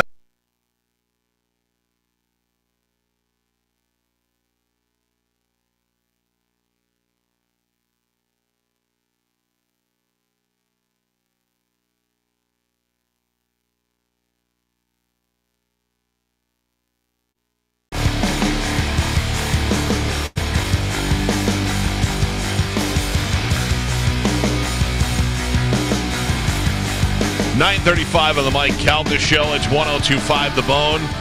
Friday morning, 10 a.m. The Calta Christmas Extravaganza. Tickets go on sale at 10 a.m. at theboneonline.com. We got 2 shows happening December 16th at the Floridian Social Club. A naughty show and a nice show. Both very similar. One maybe a little dirtier than the other. Tickets to either show will get you a great time. You get a special Christmas ornament. And it's all brought to you by our friends at Budweiser. It is the Calta Christmas Extravaganza, a new event that we're adding to the end of the year festivities. And we're very excited about it. It's going to be comedy featuring Lynn Koplitz and Matt Fernandez. It's going to be music. It's going to be skits, if you will. There'll be presents and surprises and special guests coming by. It is all happening December 16th at the Floridian Social Club. Get your tickets before it sells out. They go on sale this Friday at 10 a.m. I also put that information up on our Instagram, and there is the video of me talking about my home invasion. For those of you people who didn't know about it, a couple of weeks ago on a Friday after the show, we had 2 guys walk into my home under the guise of that they needed help with something, and then I overheard them and went in there, and they saw me, and they freaked out, and they ran, and we chased after them, and me and Pap with shotguns and a mace, that's right, traveling through the neighborhood trying to find them. It all ends up, relatively peaceful, but it almost got very, very weird, and it's all on the video is on the Instagram at the Mike Calta Show if you want to go check it out. was one of the weirder things. Like over the weekend, we were talking about it, and I'm like, now that you look back on it, that was pretty insane. Carmen, it's a little late in the day because we're doing it on a Wednesday, but if we can, please, let's find out how we did on our football picks for the week. And then I'm going to need some year totals because I'm a little lost. All right. Okay. So this week, week 8. Oh, man. In dead last with 7 wins, myself. Yep. And then next with 9 wins, Spanish. Woo! One up from him with 10 wins, Martine. And then Mike and Galvin, you guys are tied with 11 wins. That's pretty good, 11 wins. Mm-hmm. Yep. And then next, above you still, is Ian Beckles with 12 wins. Mm-hmm. And this week's winner, we have a tie with 13 wins between Gio and Pap Pap. We're the same. That's father and son. We're the same. 13 is pretty solid. 11's pretty good. 11 Especially with 13's some of great. the upsets. Oh, Nobody man. thought the Chiefs were going to lose. No, I didn't pick that one. I can't remember what I picked. By the way, I'm still laughing that Mike goes, is anybody taking the Vikings? And Yeah. like 8 of us took the Vikings, and then the Vikings won. Well, I mean, that was just, who would have thought that? I mean, Vikings. Now they lost a quarterback. Yeah. Their cousin's torn Achilles. Yep. So he's out. And I think they signed Dobbs, who was the backup, who then was playing. They, he was backup for the Steelers, and then playing with the Cardinals. Or They signed Chatty Daddy. Yeah. All right. Dobbs is good, but they just had him not doing anything. Well, Kyler so. Murray's about to come back too. Right. So, and then the other thing is, the Bucks didn't want the Chargers to get their third string quarterback, so they signed him off the practice squad just to block the Chargers. Yeah, if you're on the practice squad, other teams can have the rights to sign you. Yeah. And that's why they had to lock him down. For what? The quarterback of the future? I mean, or just not to help the Rams out with just anything? to have depth. You never know. Guys are getting hurt all the time. Yeah, they were talking about that on the on Fox with Terry Bradshaw and Howie Long and those guys. They were saying about how important now backup quarterbacks are. They really because are. if something happens, you have to have somebody you can go in there and backup also. Yeah. Otherwise, you have who's our backup? Oh, the wide receiver. Yeah. It's like, oh, that's not going to work. And a lot of players are bitching about these turf fields. They're saying that's why all these Achilles injuries are happening because they all want grass. And this turf is just not good for your body. No, I mean, although I did see the Jets game, I saw Aaron Rodgers warming up again. Yeah, it's crazy. He's out there. See, he's like throwing the football before games. He says he's going to be back this year, which is like unheard of. Listen, when what's his name, Alex Smith came back and played with that crazy leg, I was like, anything can happen. That's that true. was unbelievable. They thought that guy cut it off. They thought they were going to have to cut his leg off, and then he's back out playing in the NFL. I was like, get out of here. It's wild. I can't imagine, and Ian can probably comment us, and he has before. At my age and being out of shape, so many things hurt me, like getting up fast from a couch, or having to go up 2 flights of stairs every night to go to sleep.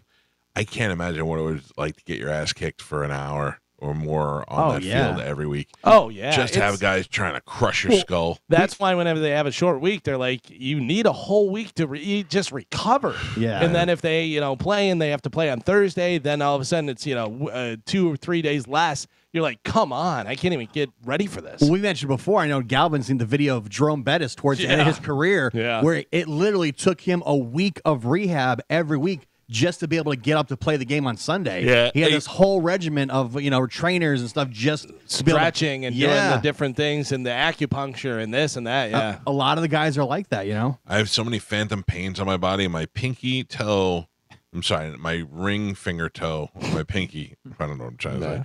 The toe next to my pinky on my left foot hurts so bad. I don't even do anything to it. I don't even know why it hurts, but it hurts so bad. And I'm just thinking, like, I did nothing and I have pain. Imagine these guys going out there every day and doing that. Getting into car crashes. Basically what it is whenever they smashed up every play. Smash into you. Yeah. And the quarterback who doesn't want that or is not expecting it, and then all of a sudden just to have 3 guys sitting on his chest. How they get up after looking over here, concentrating, I'm going to throw the ball over here, and just getting drilled from the side and not seeing it at all, and your body is just a big limp. How they get up after that and aren't crying is unbelievable to me. I think football's hard. I wonder why they play these guys millions of dollars a year, and there's only like 32 people in the world that can do it. Yeah. Hey, I heard they were looking into that couple of weeks ago. Was on no, it was a Bucs game, wasn't it? Robinson didn't play. The running back. God damn, what was it? And he didn't say why. He wasn't injured. He wasn't on the injured team. They just didn't play him. Oh, on the Falcons? Yeah. Yeah. And now they're looking into it, NFL, because he. Yeah, I guess he was a healthy scratch right. on the game. Yeah, and then I don't know. know Why. Yeah, because that's their first round draft pick right there. But do you know why they're saying that they're looking into it? Because it costs people millions of dollars gambling, and I was one of them. Yeah, I had them starting and everything. Oh yeah, and because that doesn't come up on an injury report. Right, if somebody's a healthy scratch. It's interesting. We all wanted to know why, and at first they said he was sick. Yeah, and he was throwing up, but he was there on the sidelines. Yeah, I don't know. But weird. I think also he wouldn't comment either. What was the problem? I guess they asked him afterwards or what have you, but I didn't follow up on it. It's interesting. This weekend also we saw a boxing event where Francis Ngannou from the UFC took on the heavyweight champion of the world, Tyson Fury, and he lost to him in a decision. And I don't know. I feel like if you have Ngannou in there and he goes the distance and knock the champ down, yeah.